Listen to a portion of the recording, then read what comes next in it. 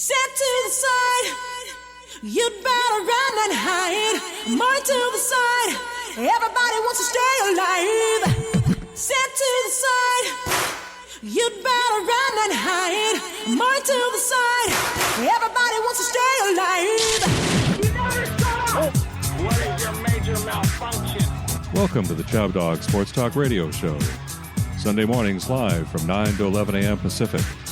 Where spontaneous sports talk, rated R. Don't make a fuck out of me. Host Brandon Chabner and producer Eric the Well-Read bring you Brian from Sports Rock. Say hello to my little friend. And Tank's West Coast godbrother, Abe Miranda. When they play like shit, what are you going to do? And the Well-Read's better half, the wacky hot mess. Fucking douche. Plus special guests, music, movie clips, comedies. So fat, the blood type is ragu. And always a little politics. It comes from China. The live call-in number is 252-585-4120. Join in the fun. Hello. And now, here's your host, Chabdog. Thank you. Hello, everybody. Welcome to another edition of Chabdog Sports Talk. This is the Critics at Large show. We're pre-Labor Day. You could also call this the pre-Labor Day show, which is coming up tomorrow, Eric. Here with Eric, the well-read Sauve, my co-host. Hey, Chabdog, I have an announcement to make here right off the start of the show. It's a good thing. I'm going to throw you right in the river, too. What's that? Guess what? Guess what next week is going to be? Next week is the 13th, 12th. Yes. So and it's the day after 9/11. It is.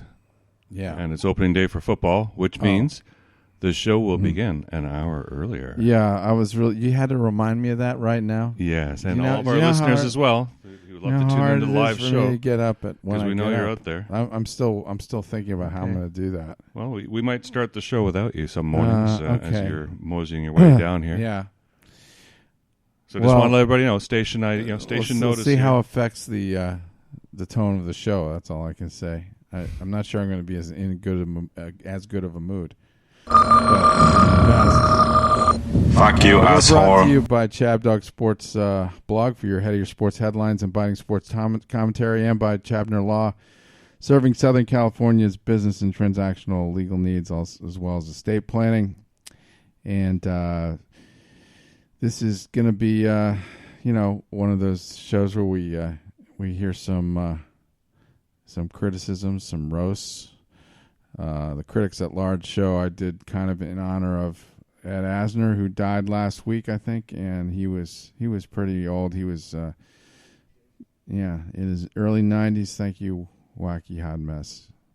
And but I grew up with that show, so it's sad that there's not much left of it. There's Sue Ann Nivens, and she's indestructible. She's like 96 or 97.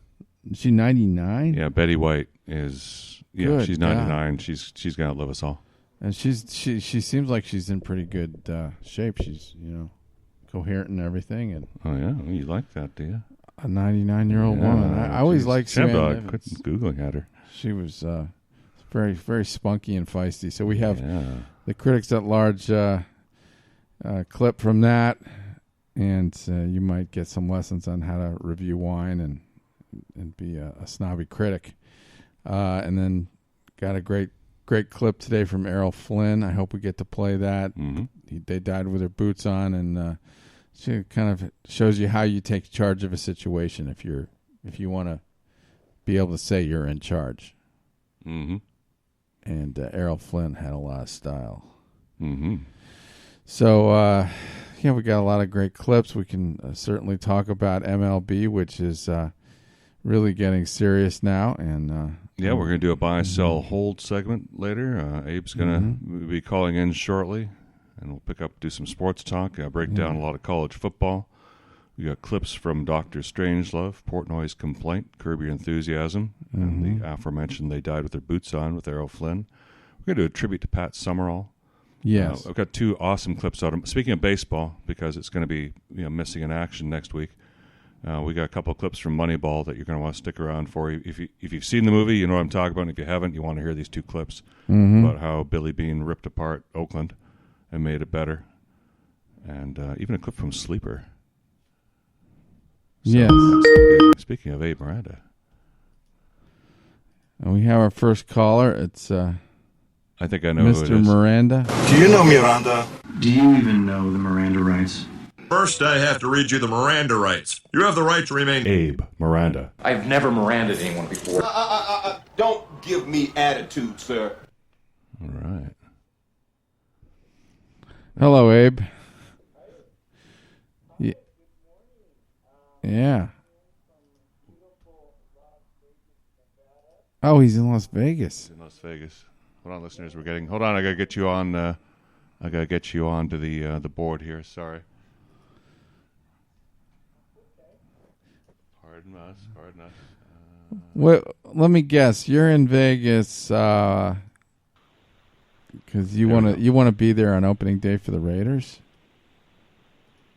I'm in Vegas because I want to be here for actually because it's my birthday, and we figured today would be a wonderful day to celebrate my birthday. I wanted to wish you a happy birthday, but you beat me to the punch. But yes, happy birthday, Abe. How old are you? I'm 39 today, so I'm just 1 year short of being 40. But yeah, my advice is get a lot out of your system when you're 39. You don't want to be getting that out of your system when you're 49. You. Okay, just believe me. All right. A little late, but at least that's what we intended. Yeah, Happy birthday. Happy birthday, Abe. That's nice. Are you there of course. Are you there with Racy Daisy? Yes, I'm here with Racy Daisy, and we've had a wonderful time. Matter of fact, I won a whole bunch of money on Friday night because I put in a parlay bet. I put in a parlay bet for the Angels to beat the Texas Rangers and for the Padres, actually for the Houston Astros to beat the Padres. And I was going to tie in the Dodgers, but I'm like, no. I'm not going to tie in the Dodgers. They're playing the Giants. I'm just going to parlay these two teams. I put a fat amount of money on it. Mm-hmm. They won, of course. My parlay bet won. I did very well. I came out very happy. The Dodgers ended up losing that night, so it was really good that I did not tie in my bet to the Dodgers. And so far, it has been a wonderful weekend. I got one of those, especially on Friday.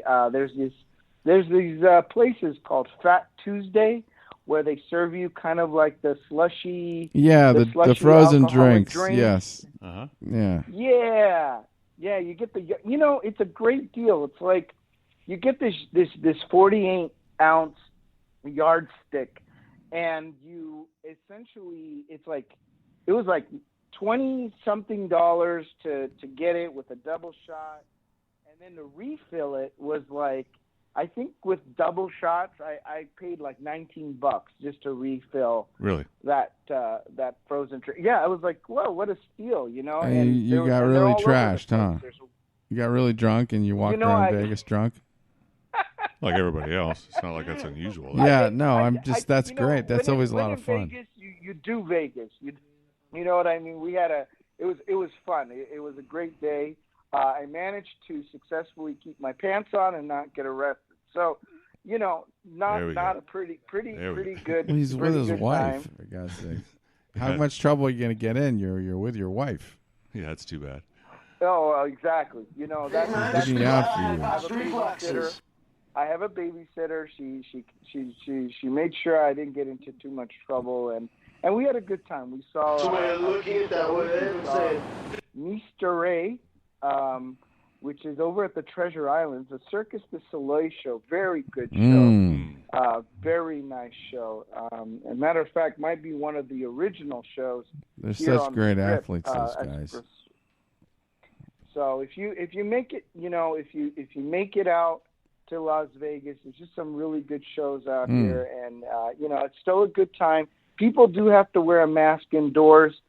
I did find that as long as I was carrying my stick and I had that straw in my mouth, you appear to be really drinking, have to so put on a mask. you don't have to wear the mask while you got a straw in your mouth, right? You don't have to wear the mask if you're sucking down a frozen alcoholic drink. You are good to go. Hey, Abe. Sorry, Freudian slip. Abe, do you know who doesn't have to buy a new mask to keep doing his job is the unknown comic. Oh, the unknown comic. Yeah, we have some unknown comic clips. Yeah, and for those who do not know the unknown comic, well, what a combo. That opens up May 22nd. It's called Up Your Alley. The unknown comic, everybody.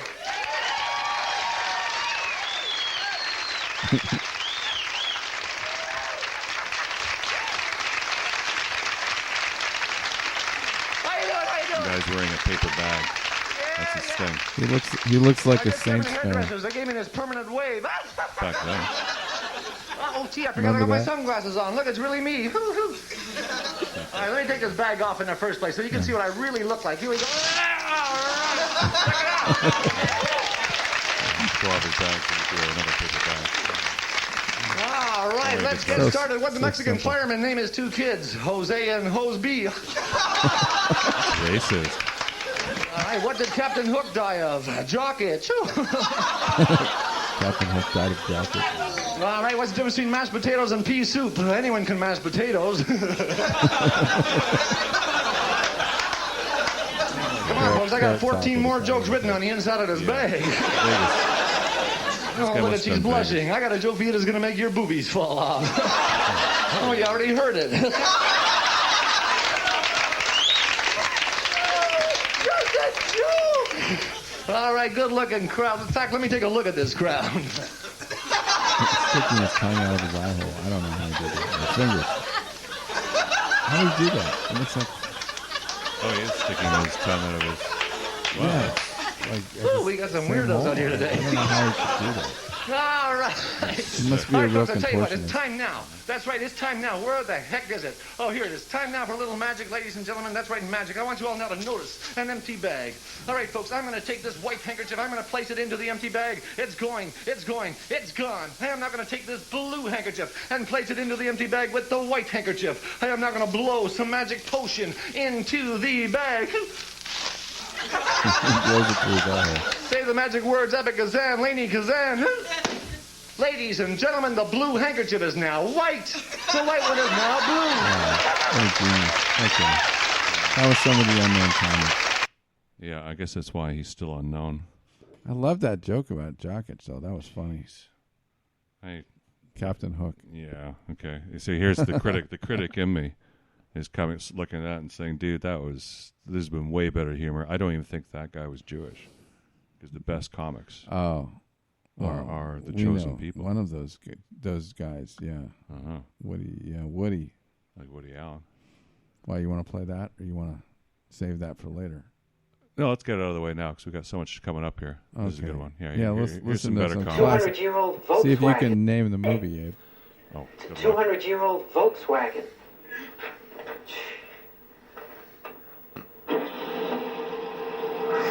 They really built these things, didn't they? Registered commies, not guns. What's that mean? What? Registered commies, not guns. Oh, he was probably a member of the National Rifle Association. There was a group that helped criminals get guns so they could shoot citizens. It was a public service. I don't see that. It's the New York Times. Be careful. From 1990. Pope's wife gives birth to twins. You know, we don't have cities like New York anymore. Really? No cities at all? No, but I went to the university at a population center. You went to a university? It's hard to believe. For what? Cosmetics, sexual technique, and poetry. What, can they teach you sexual technique in school? You have to know it in case something goes wrong with the machine. What do? Switch to manual?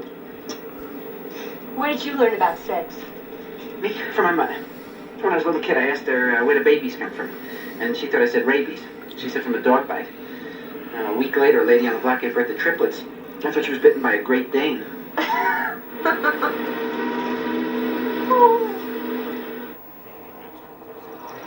That's perfect.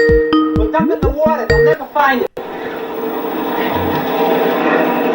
it feel like to be dead for 200 years? It's like spending a weekend in Beverly Hills. Hey, don't bother to help. It's a light car. Were you scared? Do you believe in God? Do I believe in God? I'm what you would call a teleological existential atheist. I believe that there's an intelligence to the universe, with the exception of certain parts of New Jersey. Why is it I never understand what you're saying? Why, do you believe in God? Well, I believe that there's somebody out there who watches over us. Unfortunately, it's the government. Miles, did you ever realize that God spelled backwards is dog? Oh, this again. Yeah, so? Makes you think. Yeah. You want to push the car, please? Go push the car, will you? Ready? Yeah. All right, let's go! Oh, trash the How did you do that? Nice work. Just my luck. It landed on the back of a turtle. All right, the great Woody Allen. There's a Yeah. for you. So, So, Abe, you met Blixx. We're going to have Blixx on in the next hour. And you met Blixx. Yeah. Tell us about that. Yeah. Yeah, so Blixx, he, a matter of fact, I met him at Rough and Rowdy. Yeah. He was actually hanging out with Frank the Tank from Barstool Sports for most of the time, and it was really cool because, Blixx is actually part of a wrestling company called the Midgets. Uh-huh. And they actually are on Twitter. They have a Midgets handle. I'm sure Blixx will be able to share that later. And they actually kind of tour the country, and they're doing all sorts of stuff.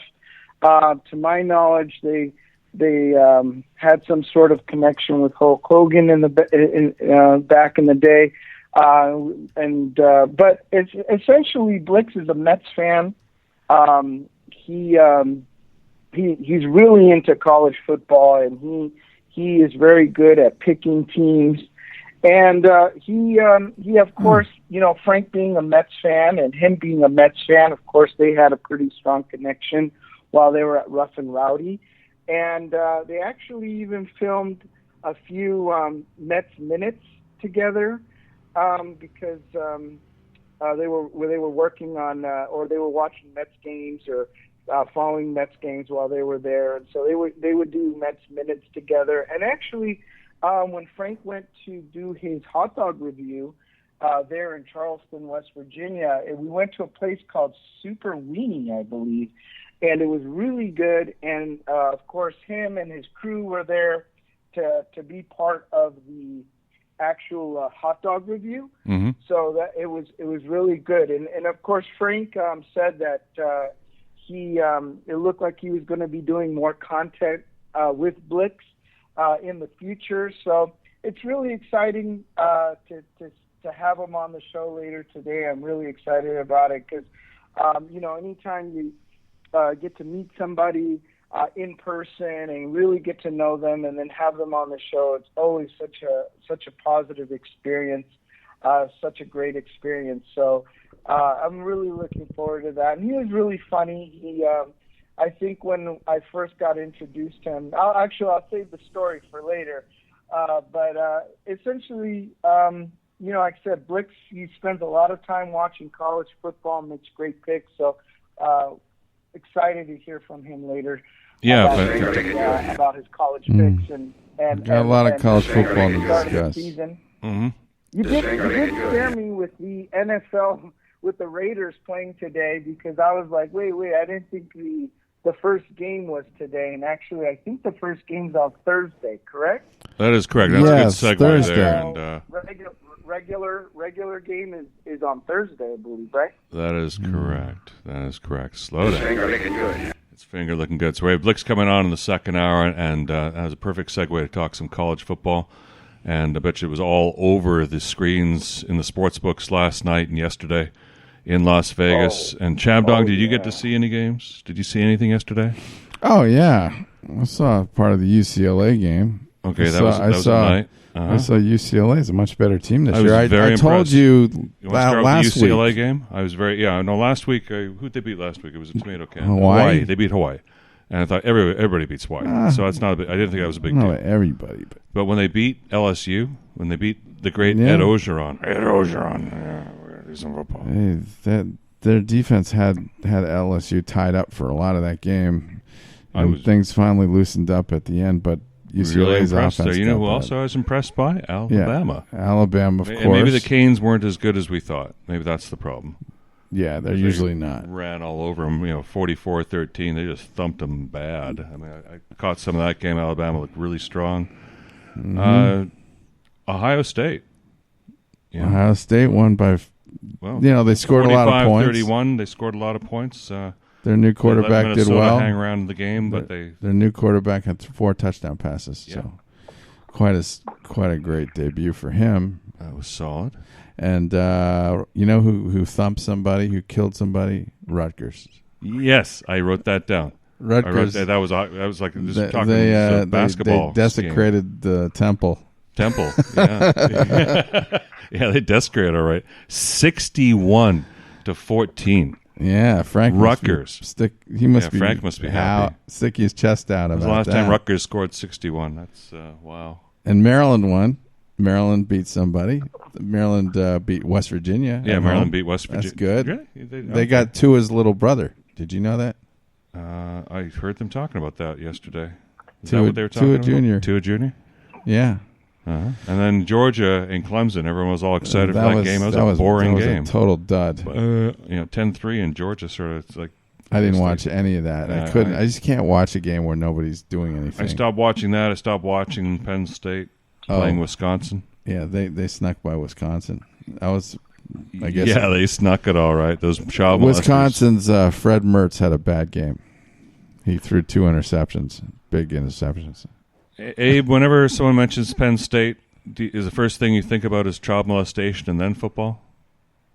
You can't get that out of your brain. Yes, generally, yes, that is correct. Yeah, like that. Sandusky just ruined it for Penn State and for the city of Sandusky, Ohio. My grandfather never look at those two liked places Penn the same State, and I do too. Well, I like Penn State too, and Joe Pa. Yeah, I loved all that stuff, and then Sandusky, and then child molestation. It had a great football tradition and program, and they'll be back someday. Molested a bunch of children. Oh well, make fun of them now while you can. Yeah. What else? Who else? Oh, Oklahoma barely. They snuck away with a victory in Tulane. They pulled one off on Tulane, 40-35. That was really close. And Steve, remember Steve Sarkisian? Yeah. The Sark. Where's he coaching now? He's coaching Texas. Yeah, the Longhorns gave him a Texas, new life. Texas won. And they won. They beat Louisiana 38-18. And he's a great coach. He's a great coach. And I thought I didn't like the way USC ran him out of town here when he was here. Yeah, they didn't know what they were doing. They lost a very good coach. They lost a very good coach there. Yeah, he just needed help. He didn't need to be fired. The Montana Grizzlies beat the Washington Huskies. That was surprising.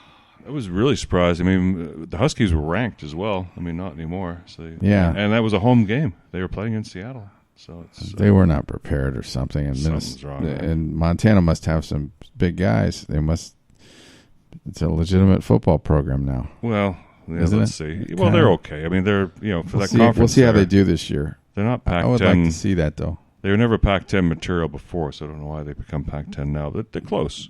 Some years they can be pretty close. But they're Mountain West, right? Is that what that is? Yeah, it's Mountain West with Idaho and Brigham Young and Montana State. There's some good teams in the Mountain West. Well, yeah, I don't want to bang on them too hard.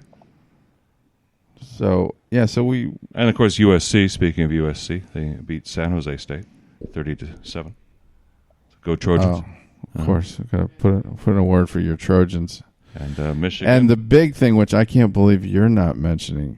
Wacky hot mess is KU won. Yeah, 17-14.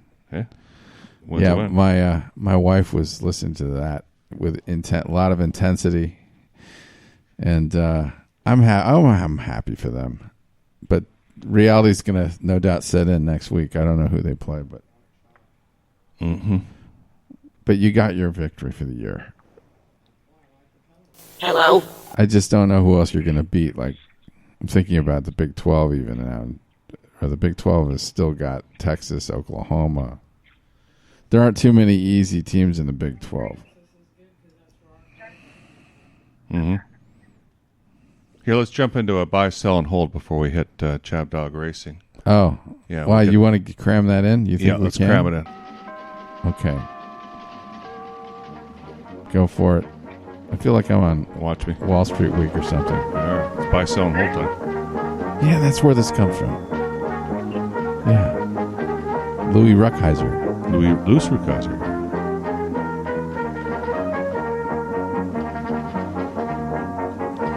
Always be in the background. Our fathers will be watching it every Friday. I think my dad did watch this sometimes. Yeah. Let's watch this stuff.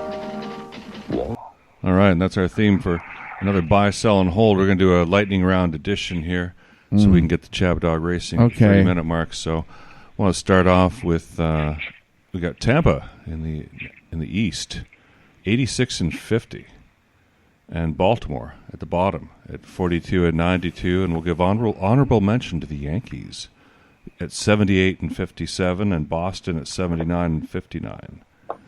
So it's just an interesting division. Tampa's at the top. Abe, we'll start with you. Buy, sell, or hold? I'm going to buy them. Really? I'm going to buy them because guess what I did last time? I bought them too. Mm-hmm. And isn't that beautiful? Isn't it beautiful when you buy stock in Tampa Bay? You buy stock on Tampa Bay on June 13, 2021, and guess what, baby? I'm making dividends on that. So yeah, it's paying off. So I guess I'm a hold on it because I already bought them. Yep, you got a really good return on that because today they're one of the top at 86 wins. They're tied with LA for the most wins and San Fran with the most wins in the majors. So that's solid. Chabdog, where do you go on them? Oh, you just have to hold them for the playoffs. They're going to win their division, and I just don't. You're probably investing in Boston now. I don't know about winning the American League, but well, Boston's looking much better lately for some reason. Even though a lot of their team got COVID, they had a COVID problem because Bogarts got COVID. He wasn't vaccinated, and so and there were a few others that got it. Xander Bogaerts. So okay. So the Red Sox have been scrapping lately, but they're playing well. They're getting good pitching, and they swept the Indians. They're like 3 games ahead of Oakland in the for that last wild card, and I think they're gonna. I told you this. I think I'm buying them because I think they're gonna catch the Yankees. They're like a half game behind the Yankees now. Yeah, all right. Well, you know what? On that note, I'm going to buy more Tampa. Because I've been selling them all the time. I'm going to buy some more there because they're just out of hate. Boston. They'll knock Boston out before they knock out the Yankees, and they're on a trip to somewhere. So okay. In the Central, we got the Chicago White Sox at 79 and 57, and Minnesota on the bottom at 58 and 77. Chicago White Sox, Chabdog, buy, sell, or hold. They're just cruise. They're on cruise control. You got to just hold that. Cleveland, the next closest team is Cleveland with 67 and 66. They're cruising at 500. So they're not going to make the playoffs. So you holding or buying White Sox? You said hold? Just holding. Abe? Buy, sell, or hold? White Sox. I'm sorry, but I already bought them back on June 13, 2021, and they've been making me money. So I'm holding on the White Sox. Actually, I'm a fortune teller. Okay, you are a fortune teller. That does well. Yeah, I'm buying in late in the game here. I probably was selling them. I'm buying. They sound great. And we get out west. We got Houston, 79 and 56. Texas at the bottom at 47 and 88. And we give honorable mention to both Oakland and Seattle, who are both tied at 74 and 62. But Houston's at the top, 79 and 56. Houston, what was I doing with them last? I can't remember last time. I'm sure Abe wrote all this down, but I was holding them. I'll keep on holding. They're going to end up winning that division and riding out into the sunset here and cheating their way to on into fame and fortune in the play in October. Chabdog, Houston. But Houston doesn't have the trash cans anymore. So No, they'll find other ways to cheat. Yeah, Houston's in another team in cruise control. They've got that division nailed down. Bullshit. Oakland and Seattle are too far behind. So I just don't see either one of those teams making the playoffs, and they'll probably cannibalize each other. They probably got games left against each other. So. Abe? Question. Abe? Question. Hold Buy, Houston. sell, or hold, Houston. Sell everything else in that division. I'm gonna have to buy some Houston stock. Unfortunately, I bought Oakland stock last time. It was close. It was good. I didn't lose too much money on Oakland, but at this point, I'm selling Oakland, and I got to buy some Houston stock. Okay. National League, Atlanta, 71-64. Oh my God. Atlanta, 71-64. Philly, 69-66. New York Mets, 68-68. Washington, 56-79. Oh, how Washington has stumbled. Abe, you first. Atlanta, Philly, Mets. Oh boy! What? Oh my God! What a mess it is over there. Wow! I bought the Mets. I you know how they say, you gotta believe. You gotta believe. So I'm just gonna hold on the Mets. I'm gonna roll the dice. Hold on the Mets. Hold on my buddy Frank the Tank there. You're gonna hold on the Mets. Okay. Chabdog? Yeah. The Braves are, what are they, 3 games ahead in that division? 2 or 3, right? 2 on Philly. 2 on Philly, 3 on the Mets. 2 games ahead of Philly. Atlanta must have had a losing streak lately. Philadelphia's just doesn't seem like they're 2 games worse than Atlanta. They seem more. It doesn't. I don't have any reason to believe Philadelphia is for real. So I would just buy Atlanta because there's nobody else in that division. I think that's scary. I'm going on a suicide run. I'm taking the Mets. Next up, we have in the Central. We got Milwaukee, 83-54, and Pittsburgh at the other end at 48-88.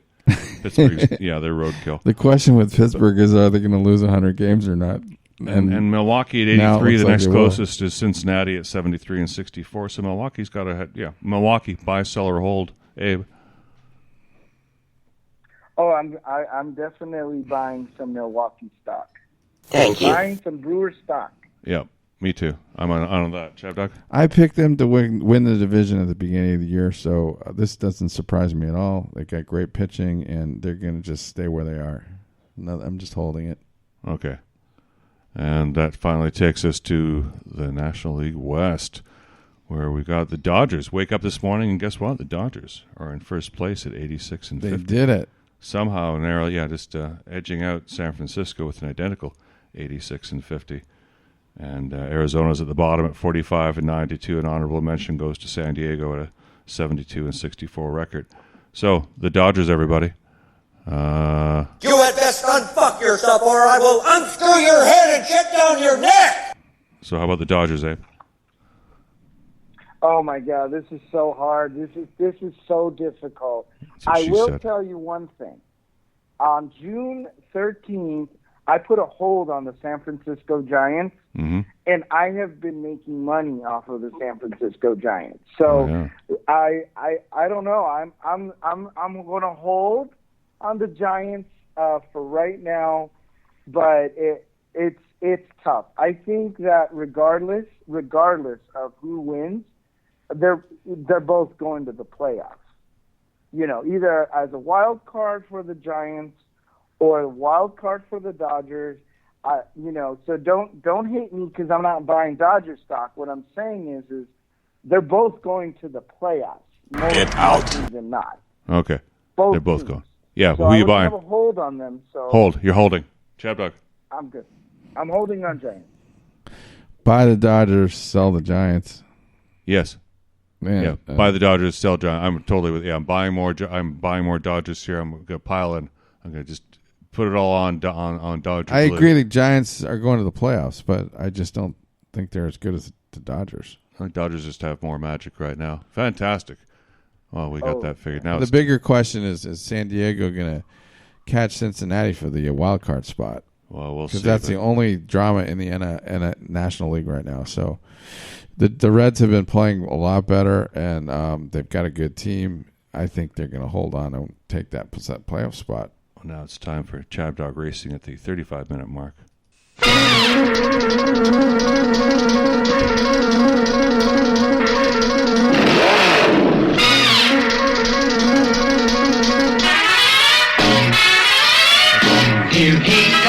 Here comes the racer. He's a demon on wheels. He's a demon and he's gonna be chasing after someone. He's gaining on you, so you better lose your life. He's busy revving up a powerful Mach 5. And when the odds are against him and there's dangerous work to do, bet your life's the racer to see it through. Go speed racer, go speed racer, go speed racer, go! He's up and flying as he guns it far around the track. He's jamming down the pedal like he's never coming back. Adventure's waiting just ahead. Go speed racer, go speed racer, go speed racer, go! Right. Okay. Finally. Well, can't wait. Let her roll. Let her rip, Abe. Mm-hmm. Well, I would like to start my racing segment by at least saying that I did bust out the 2019 Corvette, and I drove her all the way to Las Vegas. Oh. And when I check out today, I'll be driving that beautiful Corvette all the way back home, because if you're going to talk about racing, you better own a damn sports car, and I own 2 of them. So I'm always excited. You know what's crazy is no matter how much I talk about Dodgers or baseball or the Angels on Twitter, a lot of people just don't know that actually my racing segment is my bread and butter on the show. And so I think people always get tripped out about that, but I like that because I like being like that, diverse. Today we're going to talk about the Darlington Cookout Southern 500. Today is round 16 of the playoffs for NASCAR, and we say, well, what does that mean, Abraham? What does the playoffs mean? Yeah. So essentially, the playoffs are done in rounds. The way it works is that you've got basically, it's going to be like a 10-race battle. So what we're looking at here is a 10-race battle among 16 title-eligible drivers for the championship. Okay, so how this works is the first round of 16, which starts today, are the top 16 drivers that got in there because they won a lot of races or they won by points or whatever. But we're going to talk about that in a second. So the way it works is we've got 16 drivers, and they're going to be racing at Darlington Raceway, Richmond Raceway, Bristol Motor Raceway, and then after those races, 4 contenders will be eliminated, and then we go down to round 12, and that's going to include the Las Vegas Speedway, Talladega Super Speedway, and the Charlotte Motor Speedway. And then after that, another 4 are going to be cut, and then we're going to have a round of 8, and that's going to be the Texas Motor Speedway, the Kansas Speedway, and Martinsville Speedway. Get out. That, we're gonna go down to the final 4, okay?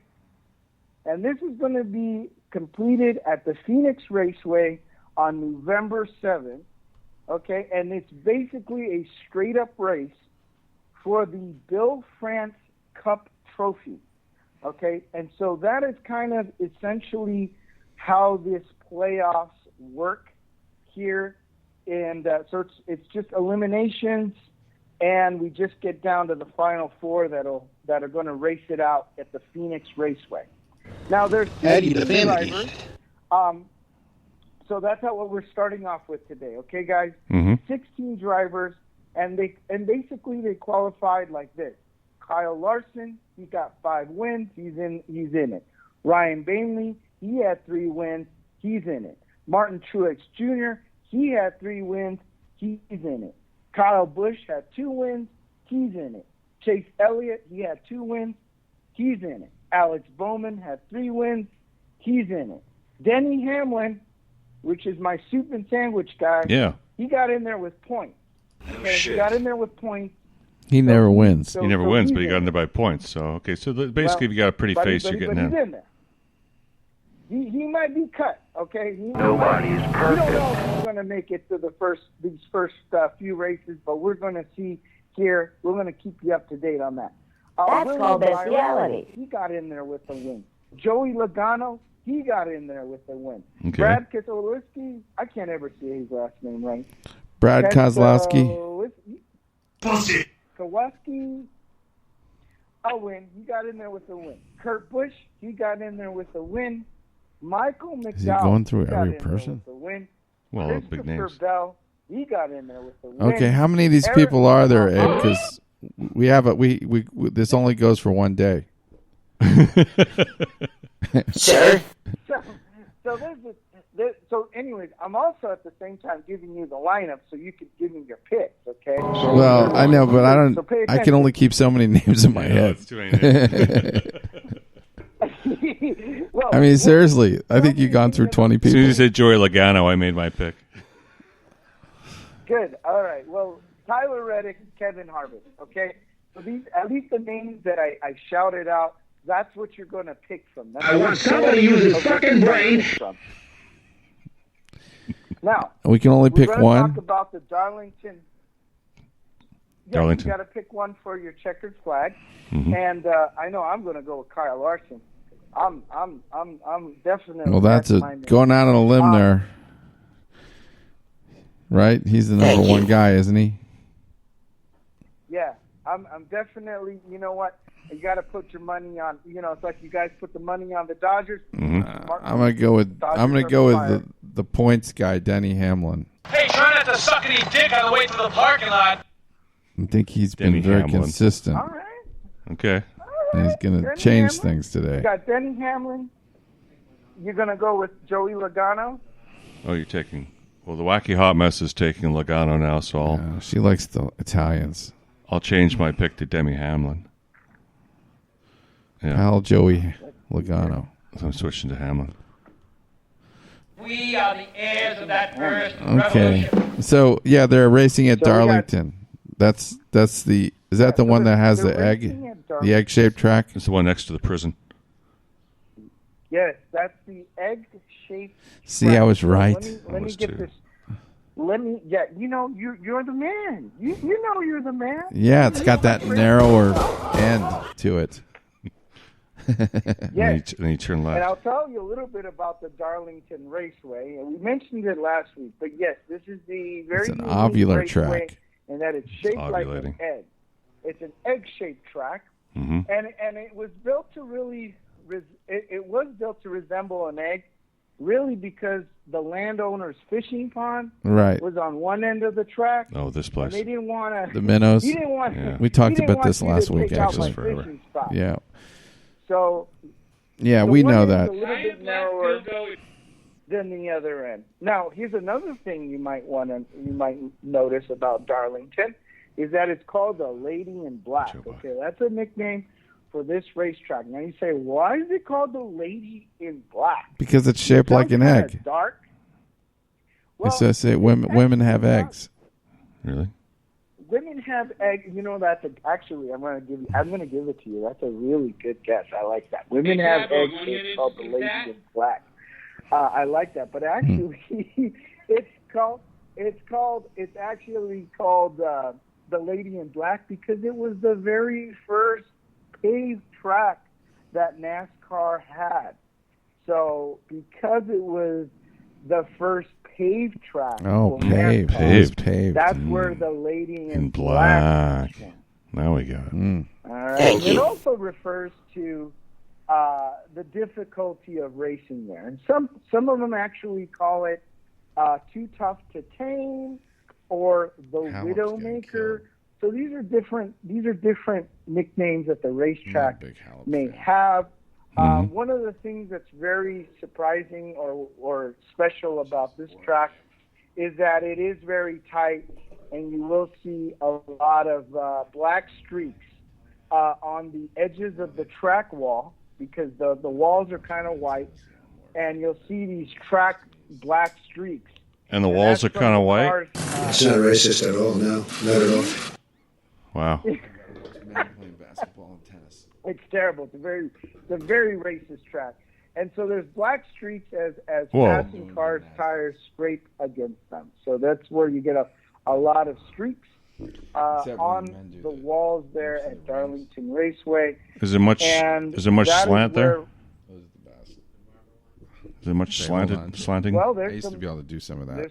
There's some slanting, yes. There's No disrespect to the Oriental.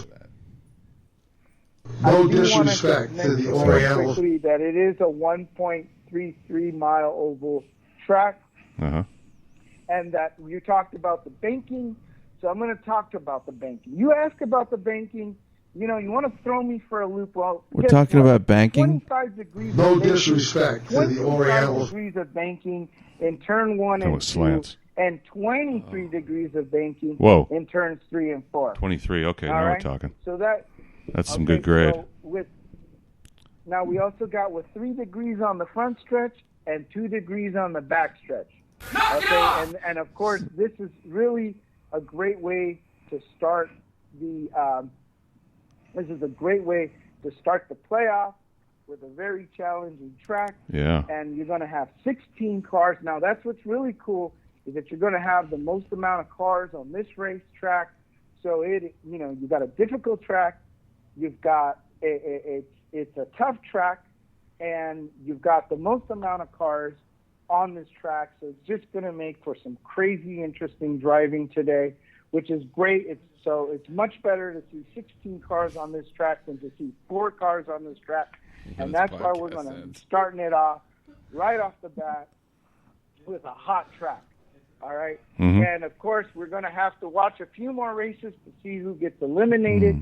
And then we will have the round of 12. But I'll keep you guys up to date every single week while we're in NASCAR playoffs, so that you guys always know who's in the race, who's not in the race, and where we battling next.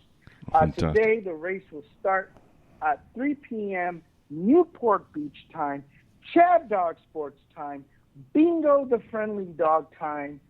It will start at 3 p.m. today. You'll be able to watch that on NBC Sports Network, and you'll be able to also stream it on NBC Sports if you have the NBC on your television, on your cable, whatever. You'll be able to stream that online too if you're not next to a TV, and you'll also be able to listen to it on various radio outlets. Why take diet pills when you can enjoy AIDS? So there we go, boys. That is going to be your NASCAR update for today. And with that, I just want to quickly just jump into Formula One really quick, just to let you know that today the Formula One race was in the Netherlands. Of course, who's the big Dutch guy there? Marijuana is legal over there, plus don't they have prostitution in store windows? Speaking of Netherlands, there's a guy from Netherlands playing in this tennis match. Oh, Chabdog's watching TV. You know, Schwartzman and Van der Slip. Yeah, you get like space cakes, and you can get by hashish brownies. And can I do a Schwartz update? Schwartz? What's Schwartz update? Dude. Diego Schwartzman is fighting for his life against Van der Sleep in round of 16. That's not racist either, is it? The U.S. Open. I thought Diego Schwartzman was Jewish for a long time, but he's not. He's short. And he's not black either. He's South American. All right. But I don't think he's Jewish. Abe, at the top of the show, maybe you didn't hear, but next week is of course opening week for the NFL, and so we're changing our time. Do you remember we had that conversation a few weeks back? Yes. So start time is Yes, we were going to be changing 8 a.m. That is correct. Good. So that's just wanted to let everybody know, just remind everybody, and you too. That means the Chabdog Racing segment will fall at 8:30, at 8:30. at 8:30. And given that we're covering so much, gonna be really given that we're covering so much football, it's going to have to fall within a 10-minute segment too. So I'm sure you'll be able to figure out how to cram everything into 10 minutes that you do in 30. Right, Abe? Well, absolutely. I think what we'll do is we're going to just focus on the NASCAR playoffs, and we'll just talk a little bit about the NASCAR playoffs and where we stand. The good news is that it's going to get smaller and smaller, so the pool of drivers is just going to get smaller and smaller as we cut through the NFL season. So it's actually going to work out really well because it's like you said, we went from 16 to 12 drivers and then 8 drivers and so on, and we're going to be cutting that thing down. It'll be really quick and good. But today I still have 30 minutes, and so we're going to talk a little bit about Formula One and the Netherlands. Yeah. And of course, we already highlighted all the wonderful and beautiful things that the Netherlands has to offer. And of course, Max Verstappen, he actually ends up being our winner today. So actually, a little good run for Max Verstappen, followed by Lewis Hamilton. He's been winning. And Valtteri Bottas. And so, of course, you just like pronouncing all these names. Of course, Max Verstappen and his Honda is just doing amazing. He is just kicking everyone's butt. Really? He must have a really good car. He has one. Oh, he has a wonderful car, and hopefully, it convinces Honda to stay in the game, because Honda had elected to actually leave the F1 at the end of this season, with Red Bull taking over their Honda manufacturing of the engine to be like Red Bull engines. So it's kind of like dangerous. that. It was one of those things where Honda said, I'm going to sell my stock. I'm going to sell my stock in F1. And then all of a sudden, Max Verstappen is just kicking everyone's ass with a Honda engine in his F1 car. Bend over here. It comes again. So, Abe, bend over here. It comes again. So last night, the Wacky Hot Mess and I watched Ford versus Ferrari. Have you ever seen that movie? Yes, it's a great movie. Chabdog, have you ever seen One it? of the best drivers in the world. No. Highly recommend it. Great movie, isn't it, Abe? And I loved Christian Bale's performance in there. I may have seen a minute or two of that. Matt Damon did a great job there. Of course, he's in one of some clips coming up. We're going to play with him from Moneyball. Yeah. Okay, that's a good one to put on my list then. Yeah, great movie. You liked it? Oh yeah, I mean this is really going to highlight the career of Carroll Shelby and Ken Miles. This is a true story. Without giving it away, it's simply just how Ken Miles. I talked to my stepdad. My stepdad is 88 years old, and he remembers actually watching the first televised NASCAR race. Big racer. That's why I'm into racing, is because I grew up in a racing family. And let me tell you, when I mentioned Ken Miles, my stepdad said, that man, Ken Miles, won every single race. He had whatever car he got into, didn't matter what it was, because that guy was unstoppable. He won every race that he drove. And he just had an utmost respect for Ken Miles, as I do. Amazing man, just love his backstory, and I think this movie really portrays him well, portrays his ambition and just his knowledge, and also a good look into how corporate structure is, and really understanding, because I work in corporate environment. And it's like that. It's what you see is corporate can get dicey. I'll put it at that. Working in the corporate setting can get dicey, especially with your superiors. And there's a lot of professional jealousy, and there is a lot of things there that, they don't teach you in school, but you just have to learn it the hard way when you get into the corporate setting. And you just have to learn how to make adjustments, and that's it. We don't cry about it. We just have to make adjustments to get with corporate America. So with that being said, guys, I mean, that's kind of what I have prepared for the racing segment.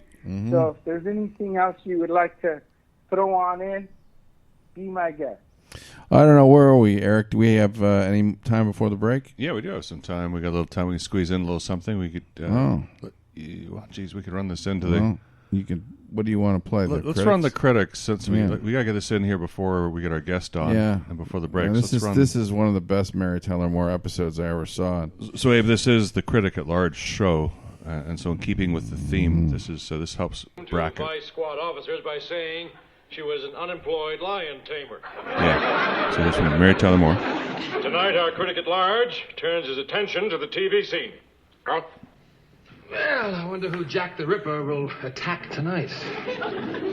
I think it is only fair that we apply the same critical standards to television that we do to anything else. Very sound thinking. Thank you. I think our first task ought to be to put our own house in order. Just call them the way you see them, Carl. Let the chipperinos fall where they may.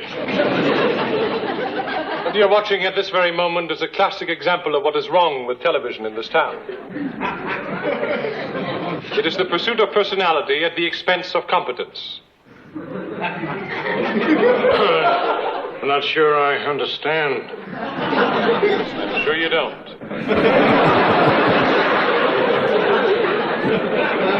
Let's face it, WJM is the biggest offender in that regard. From the dowdy frumpery of the Happy Homemaker show to the bumbling, foot-in-the-mouth delivery of a certain anchorman. And backing them up right down the line are dull writing, inept staging, and high school production methods. Well, there you are. The Emperor has no clothes.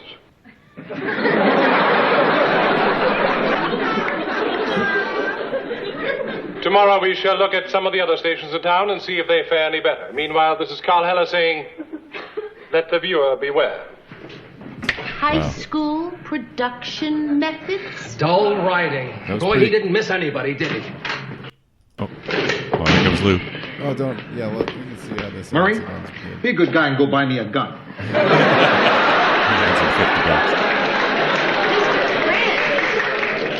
Look, Lou, I don't like this any better than you do, but we've got to stay calm. I'm calm. That's one of the things the Army taught me. How to kill calm.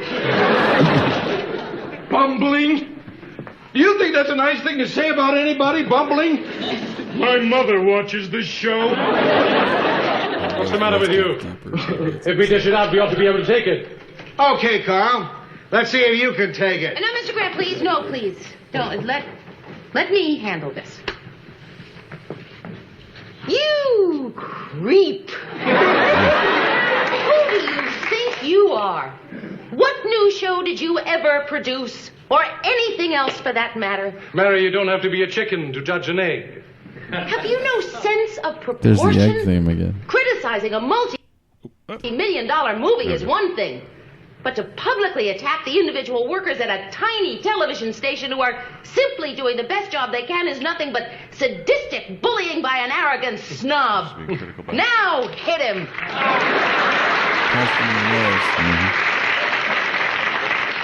Lou, I'll flip you for it. Come, gentlemen, I'm not afraid of either of you. You're not? You wouldn't hit me, Lou, because that would mean that you can't take criticism. And deep down, both of you know that my criticism was just. And in your business, you can't attack old-fashioned honesty, can you? So long as I deal in truths, no matter how unpleasant, I have nothing to fear.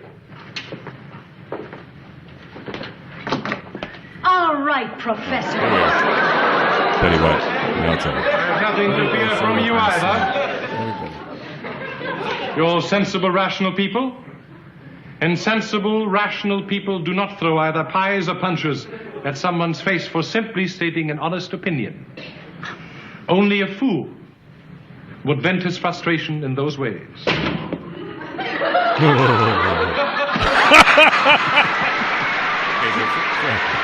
Ted came in and pushed the pie into his face instead. He didn't even know what was going on there. Perfect. He never... Yeah. Okay, there. He showed a lot of leadership there. Yeah. Ted doesn't. That's the joke. Act so convincingly. No. So yeah, that was a great scene from Mary Tyler Moore. And we don't have Ed Asner around anymore to laugh at. No, unfortunately, he's he passed done. away. He passed away. Oh, look, we got a dog party going on the on the boat deck. Yep. You smell some good breakfast. We got some people cooking. So the neighborhood's just alive this weekend. It's holiday weekend here. Yeah. Grills going on. There's that same odor we had last night. It's garlic and onions and something going good next door. Wow, you're missing it. Oh, I see some donuts over there. Those are the pink donut boxes that we get here in L.A. Well, I don't want to do anything more to my body than I already did this morning with that sandwich, that breakfast sandwich. So, so we got a couple of minutes, maybe. No, we're at the break. Are we at the break? Yeah, I'm looking for some bumper music here. Okay, so let's take us out with some bumper music, and then we'll be back. We're going to play a couple more clips, and they'll be back in 10 minutes. Yeah, we'll have Blixx coming up at 10:10 or shortly after to speak some Mets baseball with Abe and all of us here on Chabdog Sports Talk. Stick around.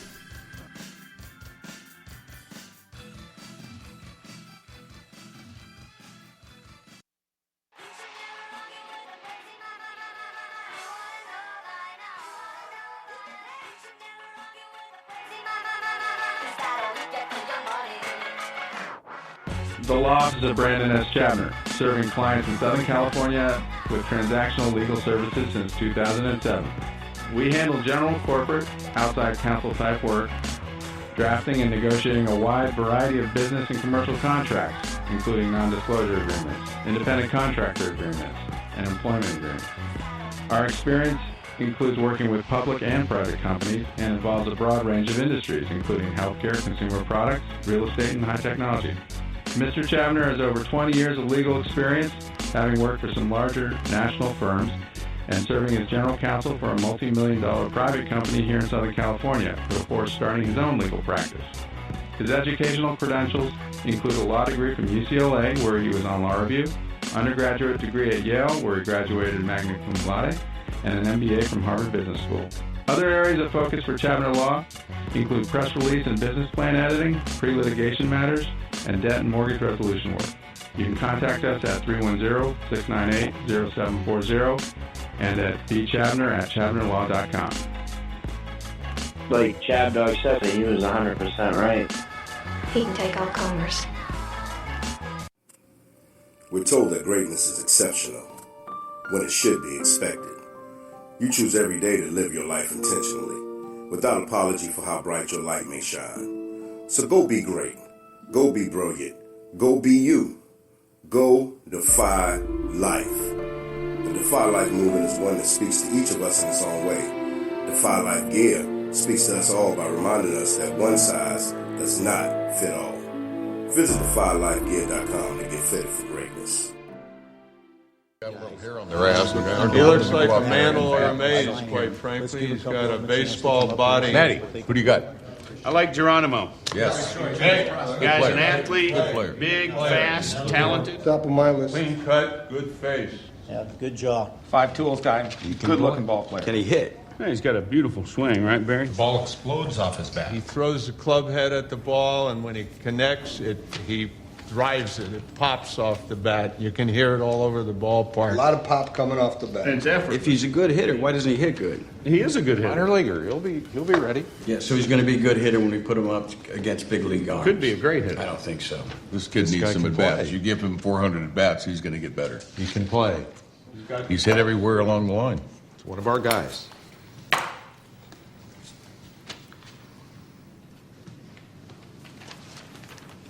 Okay, let's move on. Artie, who do you like? I like Perez. He's got a classic swing. It's real clean stroke. I don't know. Can't hit the curveball. Well, there's some work to be done. I'll admit that. Yeah, but there is. He's noticeable. Got an ugly girlfriend. What's that mean?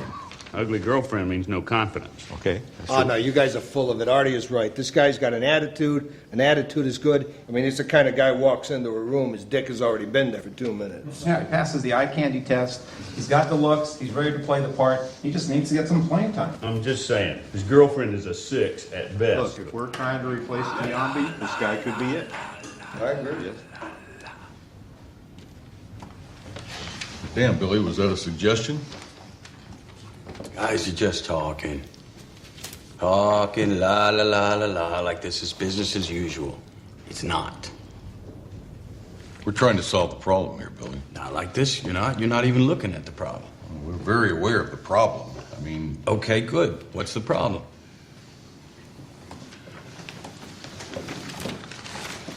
Look, Billy, we all understand what the problem is. We have to replace... Okay, good. What's the problem? The problem is we have to replace 3 key players in our lineup. What's the problem? Same as it's ever been. We've got to replace these guys with what we have existing. No, what's the problem, Barry? We need 38 home runs, 120 RBIs, and 47 doubles to replace. The problem we're trying to solve is that there are rich teams and there are poor teams. Then there's 50 feet of crap. And then there's us. It's an unfair game. And now we've been gutted. Like organ donors for the rich. Boston's taking our kidneys. Yankees taking our heart. And you guys are sitting around talking the same old good body nonsense like we're selling jeans. Like we're looking for Fabio. We got to think differently. We are the last dog at the bowl. You see what happens to the runt of the litter? He dies. Billy, that's a very touching story and everything, but I think we're all very much aware of what we're facing here. You have a lot of experience and wisdom in this room. Now, you need to have a little bit of faith and let us do the job of replacing Giambi. Is there another first baseman like Giambi? No, not really. No. And if there was, could we afford him? No. Nope. Then what the fuck are you talking about, man? If we try to play like the Yankees in here, we will lose to the Yankees out there. Boy, that sounds like fortune cookie wisdom to me, Billy. No, that's just logic. Who's Fabio? It's a shortstop. He's a shortstop from Seattle. Yeah, this is no time to push the panic button. Billy, our scouts are going to find players. Our player development's going to develop them. We're going to teach them how to play Oakland A baseball. Billy, with all due respect, we've been doing this for a long time. Why don't you just let us be responsible for replacing Giambi with who we know that can play?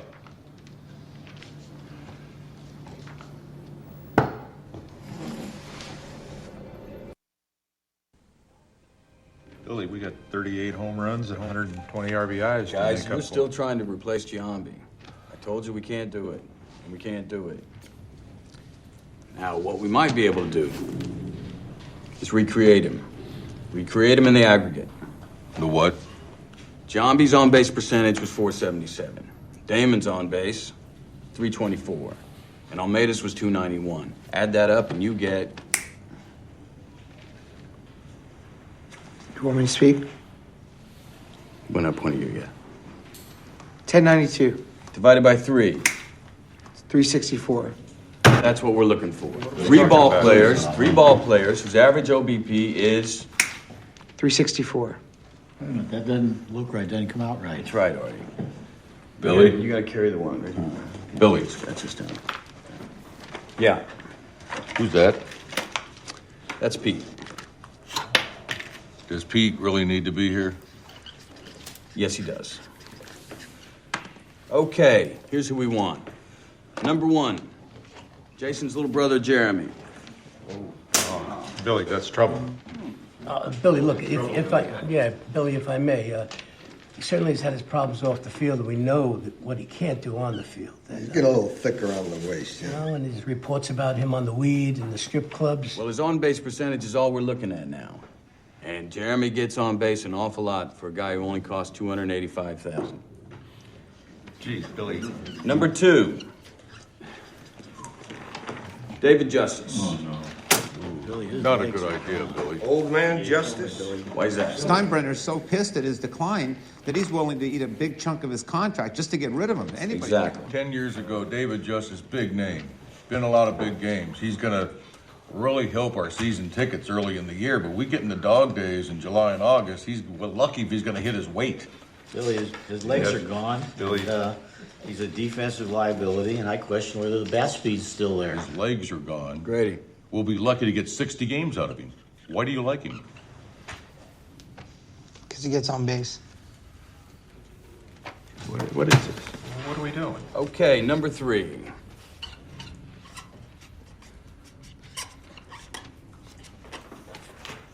Scott Hatterberg. Who? Exactly. Sounds like an Oakland A already. Yes, he's had a little problem with his elbow. Problem. He can't throw. I think so. He's a career 260 hitter. The best part of his Former Red career is Sox. over. I Scott say he's just Hatterberg. getting started. I know Boston wants to cut him, and no one wants to pick him up. That's good for us. He's cheap. Let me get this straight. You're going to get a guy that's been released by half the organizations in professional baseball because he's got non-repairable nerve damage in his elbow, and he can't throw. He can't throw and he can't field. But what can he do? Oh, boy. Guys, check your reports or I'm going to point at Pete. He gets on base. He can get on base. So he walks a lot. He gets on base a lot. Rocco, do I care if it's a walk or a hit? Pete? You do not. I do not. Billy, I got 37 free agents that are better than those three guys. Wait a minute, let me get this straight. So, you're not going to bring in one, but 3 defective players to replace Giambi. Is that what I'm hearing? You're not buying into this Bill James bullshit, are you? This is the new direction of the Oakland A's. We are card counters at the blackjack table. And we're going to turn the odds on the casino. I don't see it. Seriously, guys, I think we have to remember, this is the man. He answers to no one except ownership and God. And he doesn't have to answer to us. We make suggestions, he makes decisions. Look, that's all fine and well, but we've been working our asses off for the last 6.5 weeks to make this ball club better, and you're shitting all over Brady, it. this is not a discussion. What are we discussing? Barry, not a discussion. Not a discussion. It's not a debate. Billy, man, I think there's one thing you're forgetting here. None of those 3 guys knows how to play first base. Well, you're going to have to teach one of them. Boy, that's a slap in the face to any first baseman. There's definitely an art to playing first. And we're back. Okay. Yes, so this is the second hour of Chabdog Sports Talk, and we're very pleased to have another guest on the phone. And yes. This is we want to welcome friend of Abe Miranda's. His name's Blixx. Blixx. Okay. Yeah, thank you, Chabdog. This is Blixx. Blixx, welcome to the Chabdog Sports Talk radio show. Thanks for having me on, guys. Oh, it's a great Hi, honor. how are you doing? It's another day in paradise. I woke up this morning. I can stand on my own 2 feet, and I'm blessed. Good. Well, we're pleased to have you on, and we've heard you're a big college football fan, so you must be in a good mood after we had one weekend of that, one full week. I'm in a so-so mood. My boys play tonight, so let's wait another couple hours and then ask me how. Oh, so who's your team? Notre Dame. Oh, yes, that's right. They're playing tonight, of course. Of course. They're fighting. He's like Frank. Frank likes Notre Dame, that's too, right? Yeah. Frank the Tank's a big Notre Dame fan. No wonder too, you so and Frank hit it off, man. Your wonder. interests are aligned completely. Notre Dame. Yeah, with baseball and college football league. Yeah. Mm-hmm. Notre Dame's playing. Who are they playing tonight? Florida State. Oh. Yeah. But Florida State's not the same kind of powerhouse they have been typically, are they? Coming back, actually. They're not terrible, though. No, they're not terrible anymore. Notre Dame's going. Is it in Florida State? Yeah, it's in Tallahassee. Yeah. They're doing the memorial for Bobby Bowden tonight. It's going to be a packed house. You know they're going to come out fired up. Wow. Yeah, that's going to be a good game. I'm going to enjoy watching some of that. It should be. It should be. On my 6 picks of the week, I actually took Notre Dame to cover the spread, and right now the spread's sitting at 7 points. I was figuring, I was figuring it wouldn't be much more than one score. So that'll be an interesting thing. I don't know if I want to touch that game because Florida State's got a lot of emotional reasons there. Yeah. Yeah, see, that's what worries me. There's going to be all that emotion about dying and the games in Tallahassee. I mean, there's going to be a lot of energy. I mean, look at the Iowa-Indiana game. Everybody said that game was going to be close, but Iowa had the crowd there backing them up, and they blew them out. But Iowa's just a much more solid team, I think, don't you? I mean, Iowa's bigger and more physical, and Indiana had a pretty good quarterback last year, and they surprised people. Yeah, you did. They snuck up on a bunch of people last year. But hey, that was last year. This wasn't. I mean, yeah, I expected Indiana to keep that a little closer, but I was a real team there. I was real. So I don't know. I feel like some in the mouth. I mean, Iowa's first drive of the game was something like a 56-yard touchdown run. Yeah. And then Indiana's first possession of 6-6. It was 14-0 in less than 3 minutes. Yeah. Yeah, they were fighting uphill. Yeah, that touchdown run was impressive. Nobody even touched that guy. He just went around the end, and there he goes. Notre Dame, do they have a new quarterback this year? Yeah. Transfer from Wisconsin, so it's a guy that's actually played college football. We're not just bringing in a guy that's been on the bench for 3 years behind Ian Book. He's actually played Big Ten football, so hopefully he steps right in. And really, I don't think the question is whether or not the quarterback's going to play well. It's the offensive coordinator, Tommy Rees. Did he get a connection with him like he had with Ian Book? Because Tommy Rees put Ian Book in position to win games. That's all he did. Ian Book didn't lose a game at Notre Dame State in 3 years. Did not lose a single game. Tommy Rees put him in that position. If we had that offensive coordinator quarterback connection once again, I think it's going to be a good season for Notre Dame football. Okay. Yeah, I think you're getting some good insights into Notre Dame. Absolutely. From our guest, because that's people look at Ian Book as kind of. I mean, I do as kind of a failure because he didn't perform well in the big games. It seemed like, but he did have some great statistics. So, I mean, our Notre Dame fans are Notre Dame fans. Notre Dame's never been built. Yeah. Notre Dame doesn't play in a Power 5 conference. They're still an independent school, so they never build their team to play against Power 5 conference schools. And every time they have since Brian Kelly took over the team, they've gotten demolished. Yeah. I mean, you go all the way back to the first national championship game they played in, they got murdered by Alabama. Oh, yeah. Yeah, that was Then they played Clemson and got killed by them. Yep. I mean, they're just not built for that type of competitive nature, and maybe, just maybe, things are starting to turn around a little bit. Yeah. So is the fan base really frustrated? I mean, what's the sentiment like? Because you do always get, the regular season success. Well, it's a recruiting thing. Yeah, but how does he? I never got the sense. I think everybody's frustrated because the team is sitting there and they're going 10-2, 11-1, 12-0 every single year. You expect them to win in the New Year's Six or college football playoff bowl games, and they don't do it. Mm-hmm. But if they get a 9-3 or 8-4 record and they still get a nice ball game on New Year's Eve or Christmas Day or something like that, they're still nationally televised, they win. It makes no sense to me, but then again, they don't have to battle. They don't have a recruiting battle like in Ohio State or Alabama or Clemson, Georgia. All these teams have with each other. Mm-hmm. Notre Dame's just kind of off to the side going, okay, whatever's left over, we'll take. You kind of like best of the rest. Like there's the 2 or 3 great teams, and then Notre Dame is there, but they're just not. I don't think they're not. Today in the you're talking period. about Notre Dame today, and Notre Dame goes through these periods. I mean, as a fan of Notre Dame for several decades, you've seen this happen before too. I mean, they get some good recruiting classes, and all of a sudden it changes, and they've got some of the top talent, and they compete and they win the big games against anybody. I've seen that too. So that era, they're dangerous. Yeah, they can be. I think we got the number 3 recruiting class coming in next year. We had the number 7 this year. Mm-hmm. I think, of course, Alabama's always number 1 on that list. Shockingly, number 2 for next year is North Carolina. Yeah.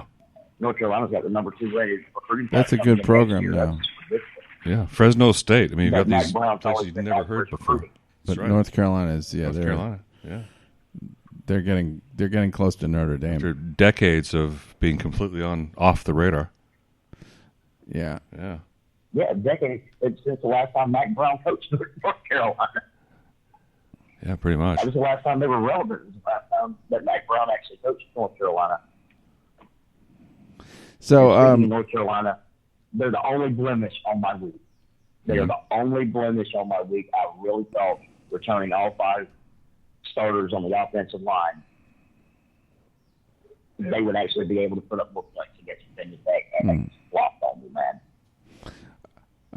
What do you know about Oklahoma? Because they barely won last week, and that was a surprise. Are they kind of suspect this year?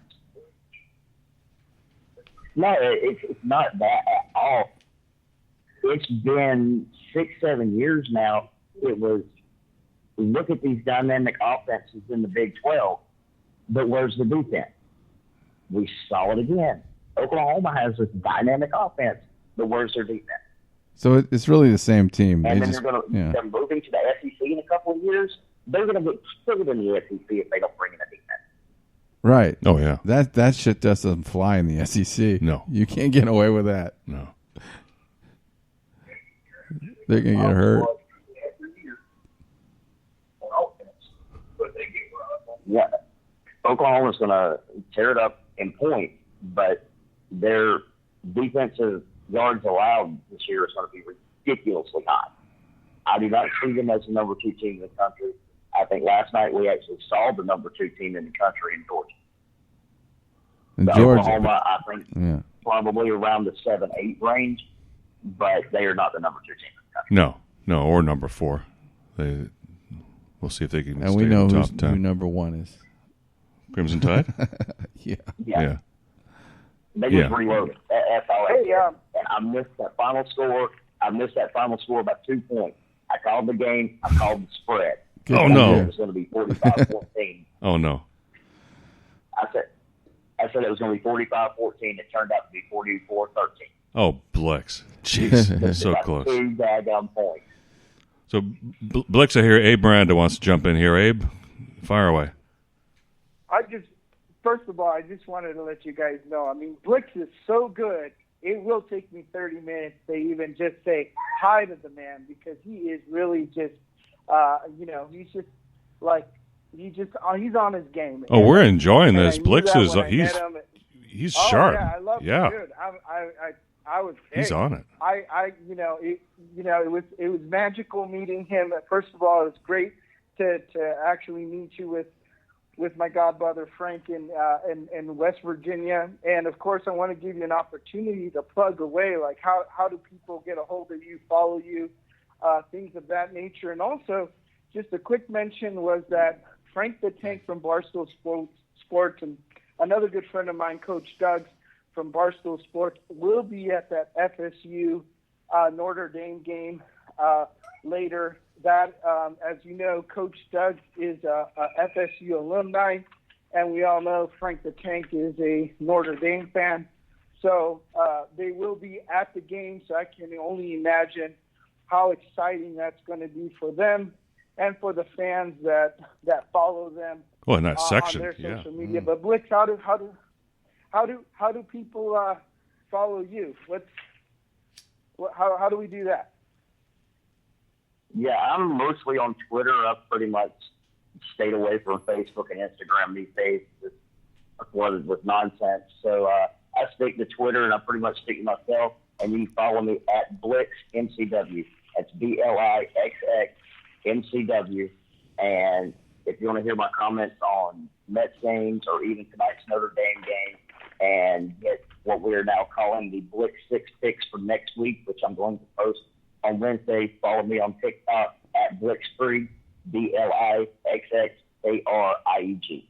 Nice. Thank you, Blixx. And that's a great segue here. I'm going to bring back our friend Tank here to get us warmed up for the Mets. And we do post these shows on Twitter, by the way, too. Yeah, so this will be on Twitter. This will be on Twitter. Here's our opening to Mets.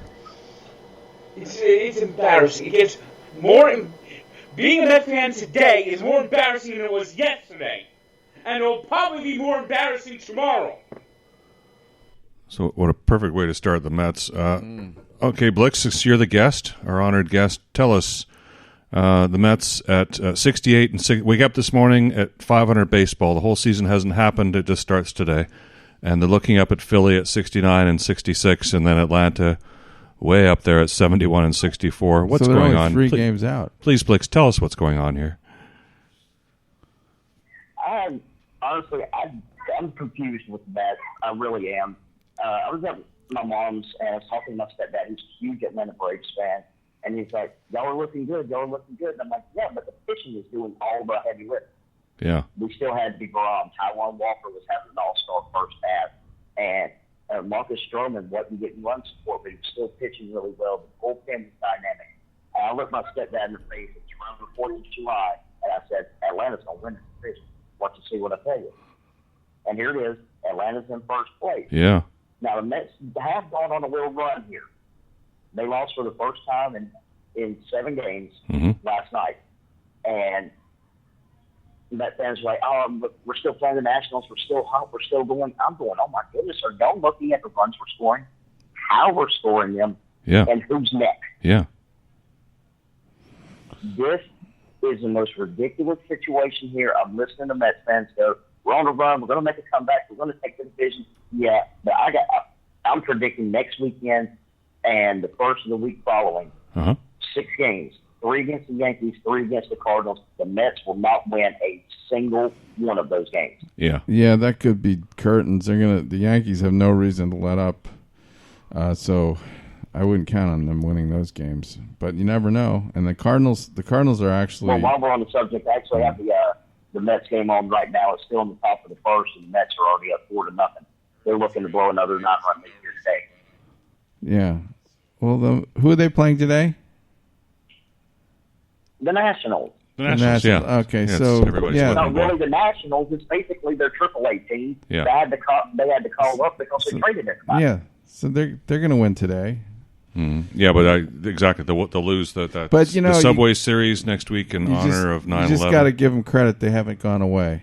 They haven't died. They haven't died. Yeah. A lot of us listen to yourself. A lot of us wrote them off but as I would for like dead. to see them hit a lot better than 183 with runners on base. This is not runners in scoring position. If a man gets on first base, Yeah. the Mets are hitting 183 for the year. That's an all-year statistic. That's an all-year-round statistic. They still have You that. don't win ball games doing that. They still have that guy, Pete Alfonso. Is that his name? Alonso? Yeah. Alonso. Alonso. So is he? What kind of a year is he having? Still down from his rookie year, but he's hitting about the same, 238 to 248. But what about? And he's got 28 home runs. 28 home runs and like 60 RBIs. Yeah, his RBIs really low after the home runs, just because nobody gets on base. Most of the home runs are through solo shots. Yeah, he just can't be that productive because he doesn't have a lot of guys to knock in. So you know he's going to suck. Yeah, and the Mets they're going to win with pitching and little luck and pluck, being tough. But that's too much to ask, I think. Yeah, they'll drop 5 or 6 in those 2 series coming up against some real teams with some real momentum. Yeah, and you screwed up. Exactly, and what else we got on the schedule? Milwaukee and Atlanta. Yeah, Milwaukee. So Blixx, it doesn't look That's good. 6 more games. That's 12 games against teams that are in contention to make the playoffs. Yeah. Out of the last, what are we at? 28, 29 games left. Yeah. For the Mets, 28, I think. You got to look at the schedule, That's Eric. 12 games. It's almost half the schedule. Yeah. Apparently, the Red Sox have an easy schedule compared to the Yankees. They do. Hey, bring it what I on. heard. Bring it on. I'm wearing my Yankees T-shirt. Bring it on. No, we're constantly at Everyone war. likes the Yankees. We're like IBM. Yeah, one they of us always likes win. the Red Sox and the other likes the Yankees. Mm-hmm. Yeah, well, one of us likes the Pittsburgh Steelers. Mm-hmm. And black and yellow and black, and rectangular, and yellow, black, and Bumblebee rectangular. colors. Bumblebee colors. Well, Steelers fans in there too. Should I mention I'm a Browns fan also now? Oh, please. Yes. Oh, well. Next week, we're getting back to the NFL. We have something to fight about. That's fantastic, I'm Blixx. sure he was loving the playoff game last year. As I watched in horror. Oh, man. The Browns got 4 touchdowns in like 10 minutes. That was exciting. I was going crazy during the playoff game, man. That was great. It was good to see the Browns finally get a playoff win. Uh-huh. But it was even better that it was against Pittsburgh in Pittsburgh. Oh, yeah. Yeah, well, this year it won't be a fluke when it happens, Chabdog. Yeah, maybe it was last year. Oh, it happened again? Happened. I'm making a prediction. Oh, Okay. Well, who's going to win? Okay, who's going to win the division, guys? Pittsburgh or Cleveland? Certainly not Cincinnati. If it's only between those two, Cleveland hands down. Uh-huh. But Hands down. I'm going to go with Pittsburgh out of loyalty. Baltimore? Huh? Baltimore's really good too. So Yeah. Baltimore is. Yeah, I'm saying as a Browns fan, I'm saying that the Ravens are going to take the division, but the Browns still make the playoffs. Yeah. I think the Browns will take the I don't division. know. Actually, they're stepping up. That wasn't a fluke. I think all three of those teams could make the playoffs, though. And Yeah, it's very possible if Roethlisberger actually plays like a quarterback. He's not going to last. Well, if they have a running game, they haven't had a good running game for a while, and they just got that drafted that guy who's good. They've got potential for running game, and maybe next the year. guy from Alabama. Yeah, the guy from Alabama. Yeah, forgetting his name. Yeah, was he a roommate of your son's? He's one of the best players in the draft. Yeah, that's right. He went high. Yeah. So. But that's not going to help Ben now. Ben's not going to last. What if Ben does not last the season? And that's a high probability. Well, then what? Then all bets are off. Well, for the Steelers, yeah. Then we bring in Dwayne Haskins. I guess that's what you got. You got him or Mason Rudolph, right? Cam Newton. Oh my Mason God. Rudolph. Cam Newton. Robbie Benson with his feet in cement. Oh, man, those are bad options to have. It doesn't. No. Yeah. Okay. Henry Steele. The other team I want to ask you guys about is Miami, the Dolphins. So we saw the Dolphins kind of take a big step last year and then kind of take a half step back with some question around the quarterback. And so was it a fluke? Are the Dolphins going to regress to the mean, or are they going to break ahead this year? What do you think? Blixx, we'll start with you. What do you think? I think the Dolphins have one of the most loaded depth charts without seeing the actual games played out. There's no statistics to know with these guys, but they are loaded from top to bottom on offense and defense. If they get good quarterback play, they should be in contention to make a playoff run, but the Bills are just going to dominate that. Yeah. Yeah, it's not going to be enough to shut down the Bills. Yeah. Everybody's still high on the Bills. Well, Josh Allen, he's pretty tight. Yeah, which is who I wanted the Browns to take in that draft, and they went to Baker Mayfield instead. Mm-hmm. Everybody's seeing now why I'm wanting Josh Allen. Well, they're both great. Okay, they both were. You couldn't lose either of them. But geez. We'll know a lot about them after the first game. They play Pittsburgh the first game at home, right? Well, if we're going to talk about the Bills, then we got to talk about the Patriots. Do they have Stimson? Who's their quarterback? Stimson? No. Stinson. Jarrett Stidham. Is that the quarterback? Sound it out. Jarrett Stidham. I like that. Yeah, he's a tall, slow white guy, and not. So what is Belichick thinking here? About him. He's still better than Cam Newton. Cam Newton's gone. He's gone. They've obviously felt, and then they have the guy from Alabama they drafted who's not ready to really. I don't think ready to be playing. Matt It's Jones. doubtful. He's good. He's going to be good though. Matt Jones. Okay. Give it a year. So I don't know what they're going to do. Maybe. So they're rebuilding here. Do you That's what think we call maybe the they'll Patriots let Matt rebuilding? Jones? Maybe they'll just let Matt Jones do it. Blixx, is this a rebuilding year for the Patriots? I think it is, but I think Mac Jones shocked a lot of people, and I agree with Belichick's decision. Just, you know what? He's showing so much promise in practice, and he did it in preseason. Just throw him straight into the fire. You're going to find out if he's an NFL quarterback. Just throw him in week 1, and by week 5, we'll know if this is the guy for New England moving forward, or if they're going to draft another quarterback in the next NFL draft. Mm-hmm. Yeah. Chabdog, is the NFC East going to be any better this year? NFC East. They were the worst division last year. I think they're going to completely suck. So no progression. The Cowboys may come out of that with the division title. Whoever does is not doing anything in the playoffs. I saw Washington against. They were playing somebody that had a good team. Saints, maybe. I don't remember exactly, but Washington looked inept. I don't think they've got their act together. And they won the division. Okay. Abe, the NFC West. Really, it's going to come down to the Rams or the 49ers? Who's going to win the NFC West, and why do the Rams really suck? Well, I did want to at least talk about how Coach Doug mentioned this about Cam Newton, was that if you spell Cam backwards, it is spelled M-A-C, Mac Jones. So Cam Newton, Mac Jones. And interesting thing about that is that Mac Jones, there's a story that just came out that Mac Jones was teaching Cam Newton the playbook. Nobody is perfect. The playbook? Huh. Yeah. So Cam... Yeah, how many years has he been there? Apparently, Cam Newton was... Mac Jones was teaching Cam Newton how to be a quarterback. So, I mean, it's just... I'm glad they released him. As far as the Rams are concerned and the 49ers, well, the 49ers just had such a great season, and so, I don't know. The Rams just got a ways to go. The Rams. It stinks on ice. So, really, the Rams got a way to go. Matt Stafford is somehow the answer at quarterback in a way that Jared Goff isn't. Yeah, we'll see. It's not. It was McVay is the problem, but McVay's got the ownership is indulged with him. I would have. He fired the quarterback because McVay's system is the winner here. Who's their real competition in the West? It's Seattle and San Francisco. Yeah, San Francisco is not.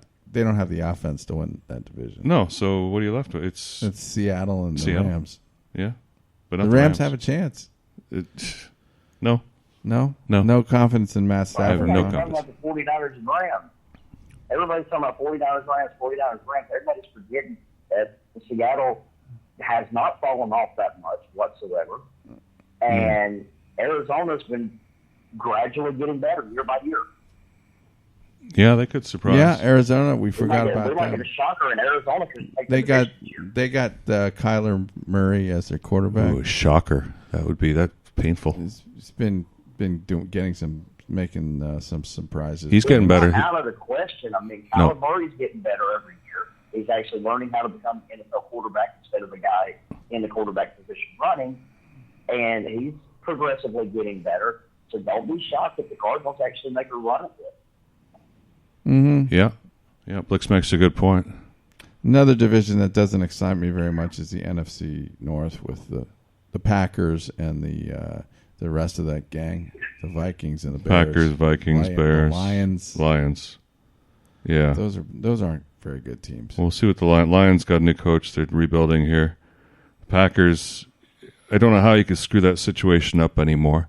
It's just that it's screwed up. It's just kind of dysfunctional. The well's been poisoned. Aaron Rodgers will try to play. The team will try and pretend that he didn't say all those bad things in the offseason and try and forcibly leave the team.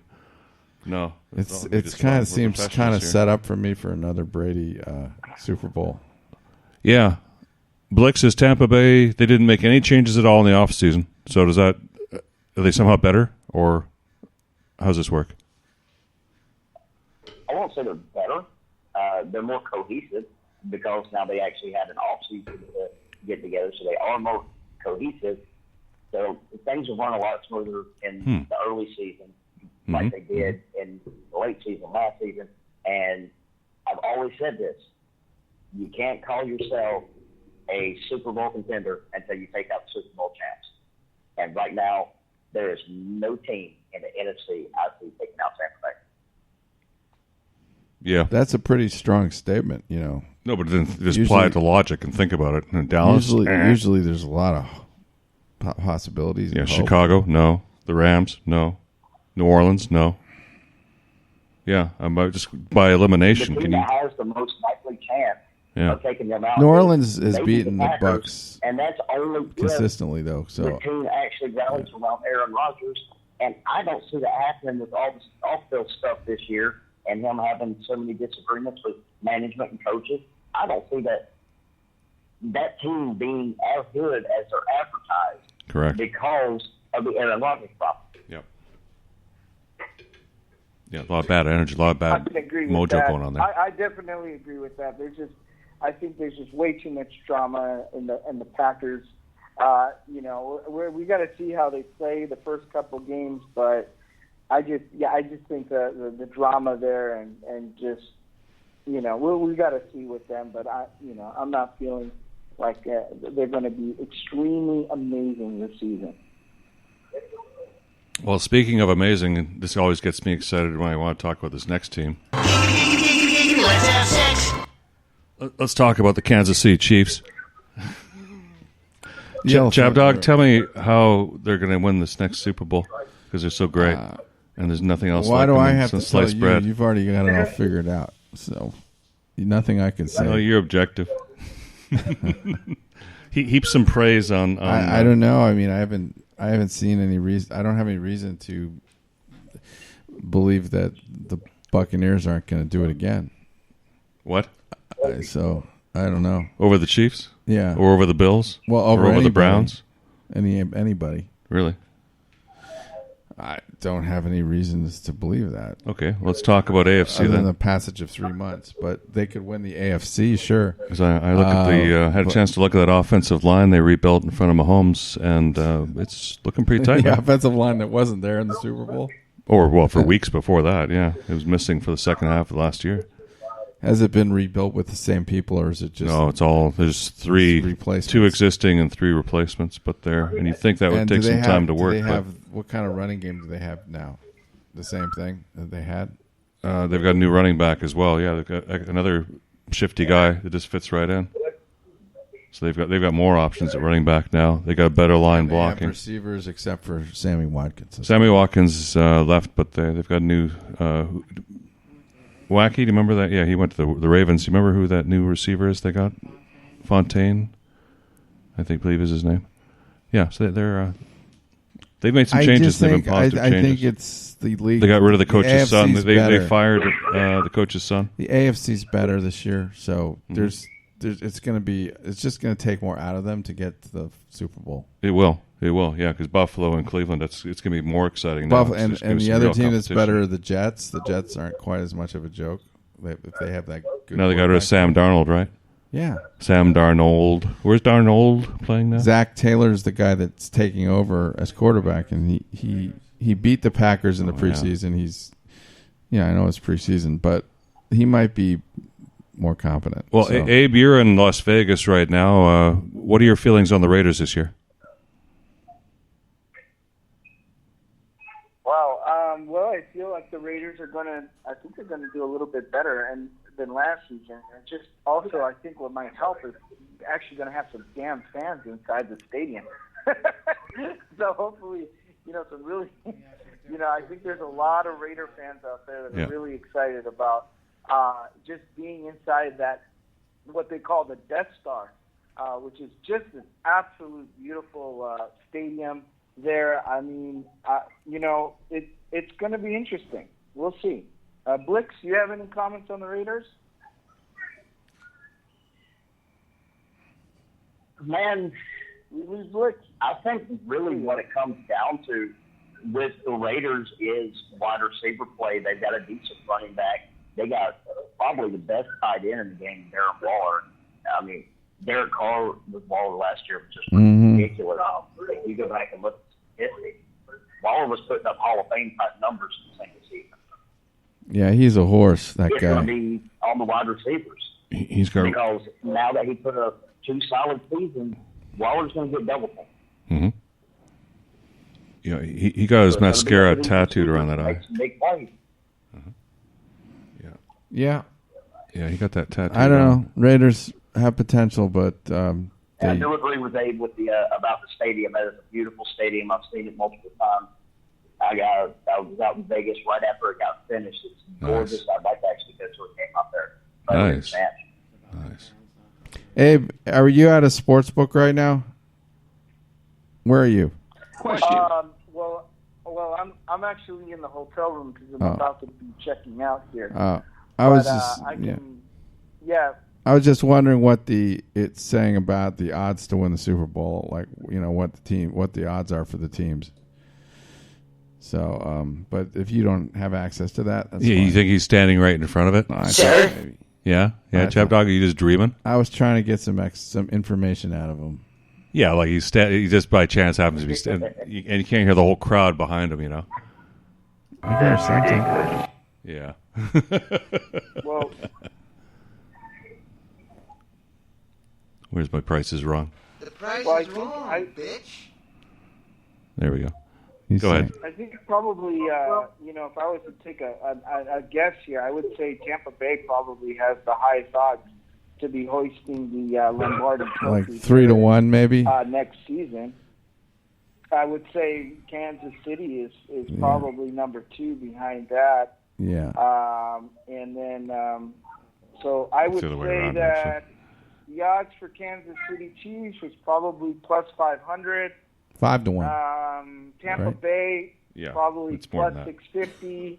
Oh. I would say Buffalo Bills. Chiefs. Buffalo So Chiefs Bills, would be the probably favorite. Plus This 1,200. guy's highlighting. Yeah, I think he's right. Rams and Packers, maybe about plus 1,400. Uh-huh. Maybe 49ers in there. Maybe the Ravens are in there. I would say the Browns, doing a little bit better this year than last year. I would say maybe about plus 1,600. What do you think, Blixx?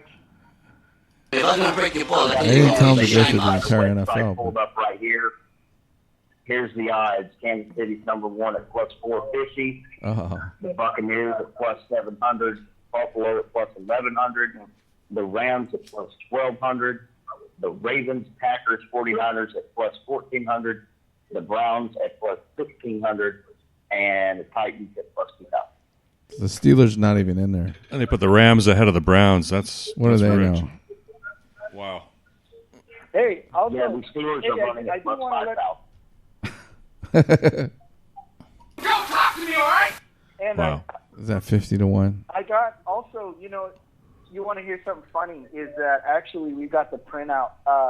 Racy Daisy, she actually got the printout from the Venetian Sportsbook here, and I just want to let you know: Packers 12-1, Bills 12-1, Seahawks 25-1, Ravens 20-1, Steelers 40-1, Rams 12-1, 49ers 12-1. 49ers couldn't possibly win it. Jets 12-1. That's ridiculous. Lions 200-1. Completely Texans absurd. 250-1. 250. Does anybody see my card? 250-1. Let's see here. The Jaguars are actually 85-1. See, where the Patriots at? The Patriots are 20-1. 20-1. The Chargers are 30-1. So the Chargers 30-1, Rams 12-1. What about Texas? Texas, only steers and queers come from Texas. Texas The Texans. here in Las Vegas is going for 250-1. Yeah. They suck. Yeah, that's Bengals 125-1. How about the Jets? Washington, the Jets. Okay, the Jets are 100-1. Washington Redskins, go fuck yourself. Can we hear one for Washington? 35-1. It's not racist at all, no. Not at all. Redskins are higher than the Steelers? Come Yeah. on. No shit. That's It's well, they're not the Redskins for one thing. 40-1. Dolphins Whatever are I'd 40 to say 1. they are. Wow. The motorcade sped on. Dolphins are 40-1. Well, yeah, the Dolphins are the same as the Steelers. I wouldn't handicap them that way. And the Raiders. And the Raiders, actually. The Dolphins. So what are clips do we have 40-1. left, Eric? So are Oh, yeah, the we got a Raiders, lot. 40-1. Geez, I'm really liking this Caligula one because it's short. Yeah, but that's just, I don't know. Okay. It's kind of weird. We got Caligula. We got They Die With Their Boots On. Oh. You got Pat Summerall. Let's do Pat Summerall. Yeah, speaking of the 49ers. I'll tell you, it's going to take... I'll just put this on in the background here because love Pat Summerall. We'll do a little tribute to him because we can never pay enough back to this great man, the broadcasting duo. But pro football hasn't been the same since. Yeah. He just had a great voice.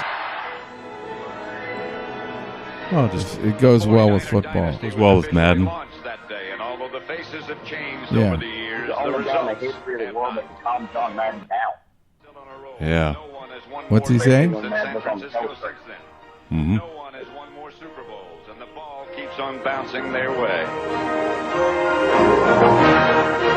Soaring out of the darkness and into the spotlight are the new stars of America's team. The tailspin that began over a decade ago hit rock bottom 4 years ago. Dallas won once. This must be the late 80s. Now they've They beat bounced the back to Redskins. within one victory of the Super Bowl. Early 1991 90s? now. What is it? 92. Yeah. It's deja vu all over again.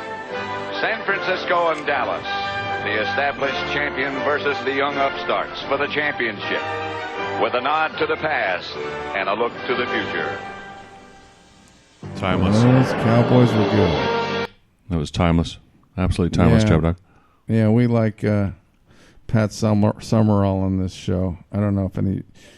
Do you Blixx? How old were you? Do you come from the time when he was broadcasting? Oh, yeah.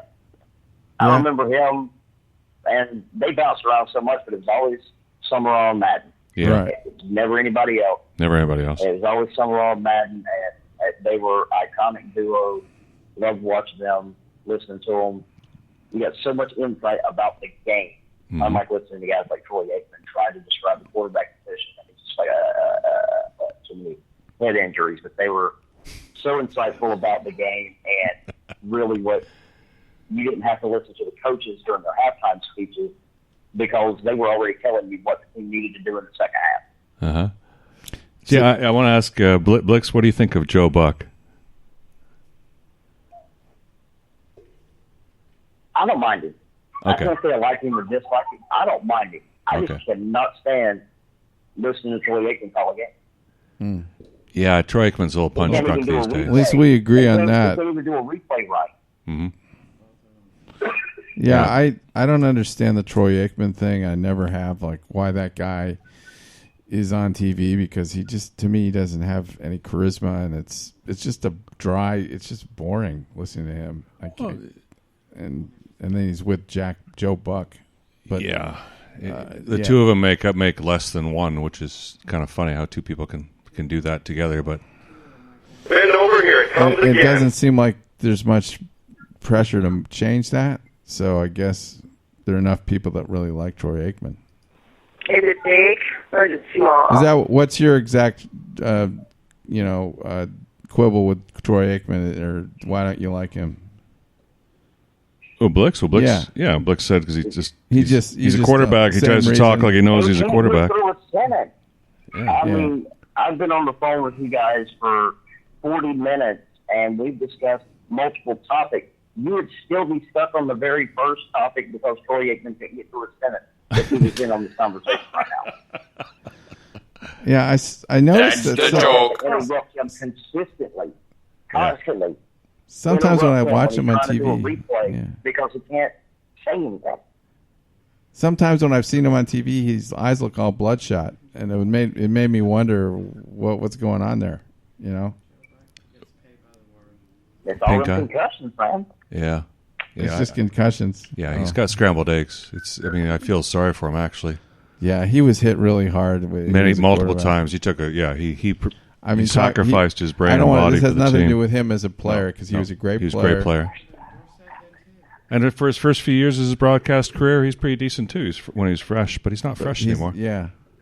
So he's almost a caricature. And Joe Buck, Joe, as the Wacky Hot Mess just says, Joe Buck gets paid by the word. So he's going to dump in a lot of words in there. He's a word prostitute. He's a word processor. Buzz.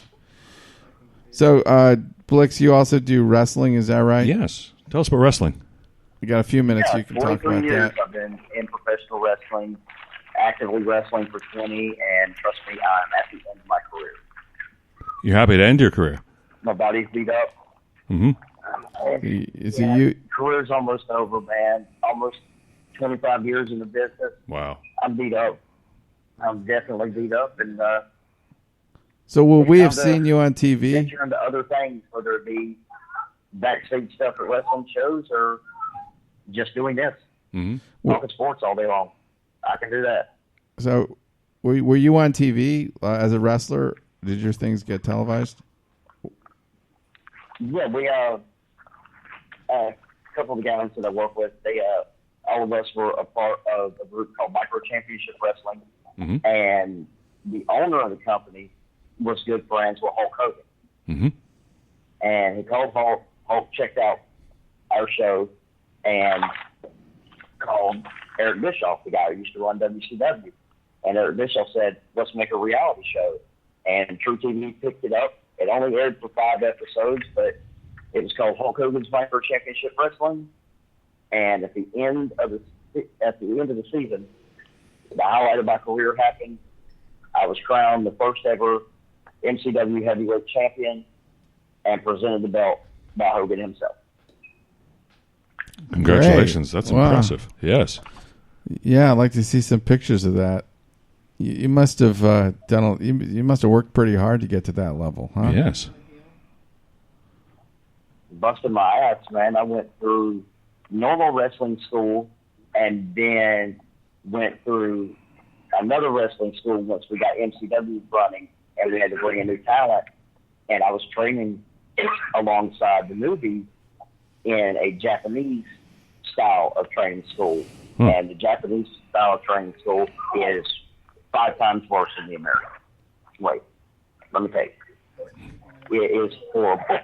But once you get out of that school and you actually get a chance to work, you realize why they put you through all that. It makes the job a little bit easier.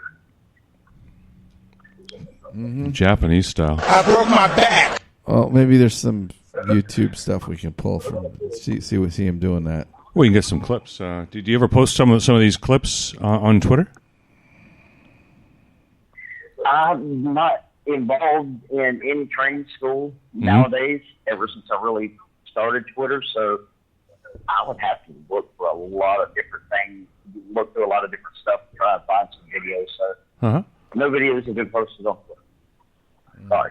Well, I'm sure if we Google you or the team, we'll find all kinds of things. Where are you and the team out of, Blixx? You out of New Jersey? The group's from all over, but the group that I'm working with now, the Micro Athletic Association. Yeah. Micro Athletic Association is based out of Tampa, Florida. Oh, nice. Okay. Well, it's been great having you on the show, and let's do it again sometime, okay? Oh, we'd love to have you back during the season. Yeah, we're moving to... You know a lot about football, so... A lot about football. And other sports, so it'd be great to have you as part of the show.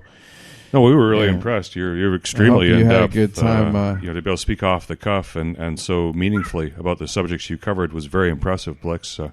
It's refreshing to have someone like yourself on the show. So we got... Are we at 11 o'clock now? We're getting closer. Getting a little closer. And just one more plug real quick before we end this for people that want to follow the Micro Athletic Association Twitter page is at Micro Athletic. Okay. At Micro Athletic. Athletic or athletics? Yeah. Athletics. Athletics. Okay, with the S. Great. At Micro Athletics. Okay. Got it. Well, Chabdog, you put that up on your Facebook. Yes, I Since will. You're the only you and Abe are on the Facebook here. Somebody get me the information. The Facebook. I didn't take notes, but Uzi 9mm. We'll get it up there with the highlights from the show. Because Blixx and I were not on Facebook because we don't want to be tracked by Mark Zuckerberg and stolen at night, and it's listening to us. I know that's a sensitive issue, so we don't require that. We don't. Yeah, we're being followed, man. Vaccinations. Being watched. We're very open-minded here. You have 20 seconds to comply. So why don't we? We could go out with that thing, the Goodfellas clip. That's a good clip. I actually like the Dr. Strangelove. Dr. Strangelove? Okay. We don't play it that much. This kind of goes into military leadership and it does. How to run a war. I don't know it does that, but... it combines a number of things, including some attractive including women. Slim Pickens and James Earl Jones. Yeah, this is young Slim Pickens in an airplane. All right, so... I love Slim Pickens. Yeah. Let's. I'll play this, but it's just before we play it. As we're heading out the door, I want to remind everybody, especially those who listen to the live show, we're going to be starting an hour earlier now that we're beginning football season.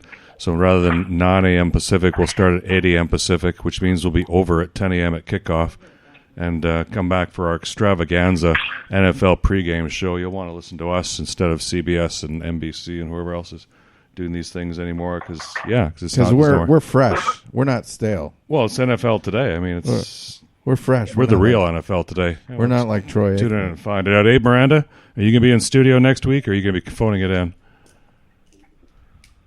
Oh, well, I would love to be in the studio, so I'm going to see if I can get that. We can get that going. And, of course, Blixx, if you're in California, please hit me up. Please hit me up. I'll do that, man. And once again, thank you guys for having me on. And anytime you want to have me back, you know how to get in touch with me. You bet you. Thank you so much. Blixx. Great having you on. Blixx, great. Thanks to him. All right, great so guest. And Chabdog. Everybody have a great week. I hope it's... happy Labor Day, everybody. We're getting a soft landing in next week with Labor Day coming up. It's tomorrow. I know. Well, that's what I mean. Monday. Very good. Monday is still a weekend. Carry on. Mm-hmm. God, man, nitpicking here. I don't know what. So have a great holiday weekend. It's still going on, and we'll be back next week with the start of pro football. Yes, and God knows what else. And may our borders be secure, please. That goes for every last one of you, regardless of your race, color, or your creed. Let's get this thing on the hump. We got some flying to do.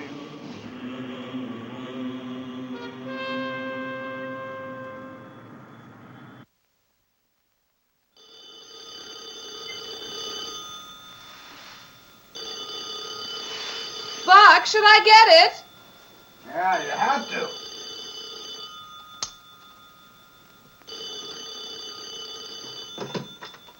Hello? Oh, yes, General Turgidson is here, but I'm afraid he can't come to the phone at the moment.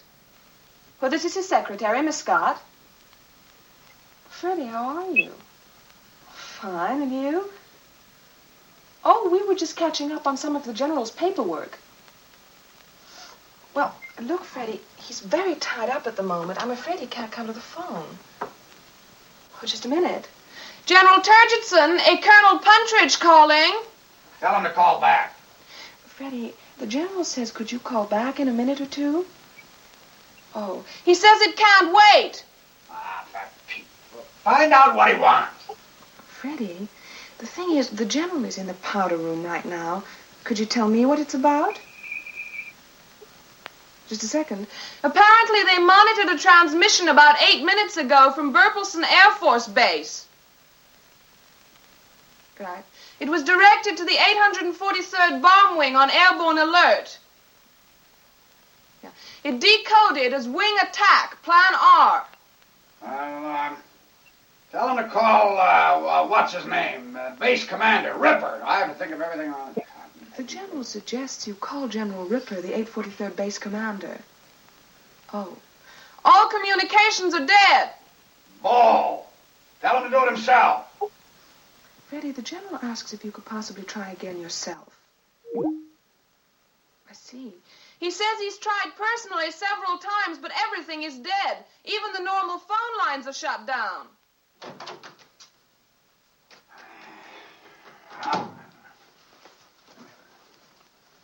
Fred? Buck? What's it look like? Yeah? Why, are you sure it's plan R? Huh. Well, what's cooking on the threat board? Nothing. Nothing at all? I don't like the look of this, Fred. All right, tell you what you better do, old buddy. You better give Elmo and Charlie a blast and bump everything up to condition red and stand by the blower. I'll get back to you. What's up? Nothing. Where's my shorts? On the floor. Where are you going? No place. No place. I just thought I might mosey over to the war room for a few minutes, see what's doing over there. It's 3 o'clock in the morning. The Air Force never sleeps. Buck, honey, I'm not sleepy either. I know how it is, baby. Tell you what you do. You just start your countdown, and old Bucky will be back here before you can say, blast off. commie has no regard for human life, not even his own. And for this reason, men, I want to impress upon you the need for extreme watchfulness.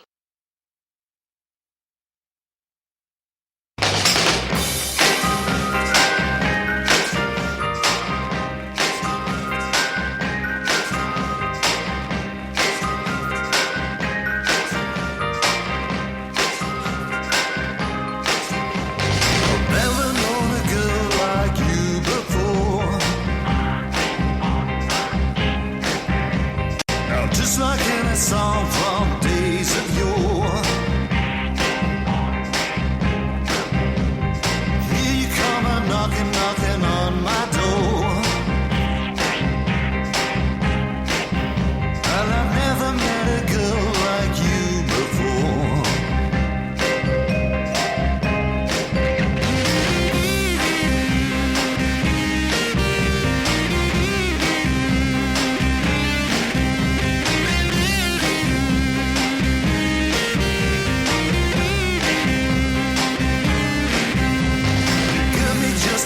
So I want more.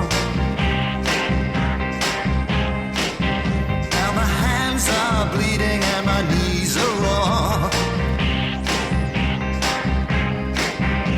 'Cause now you got me crawling on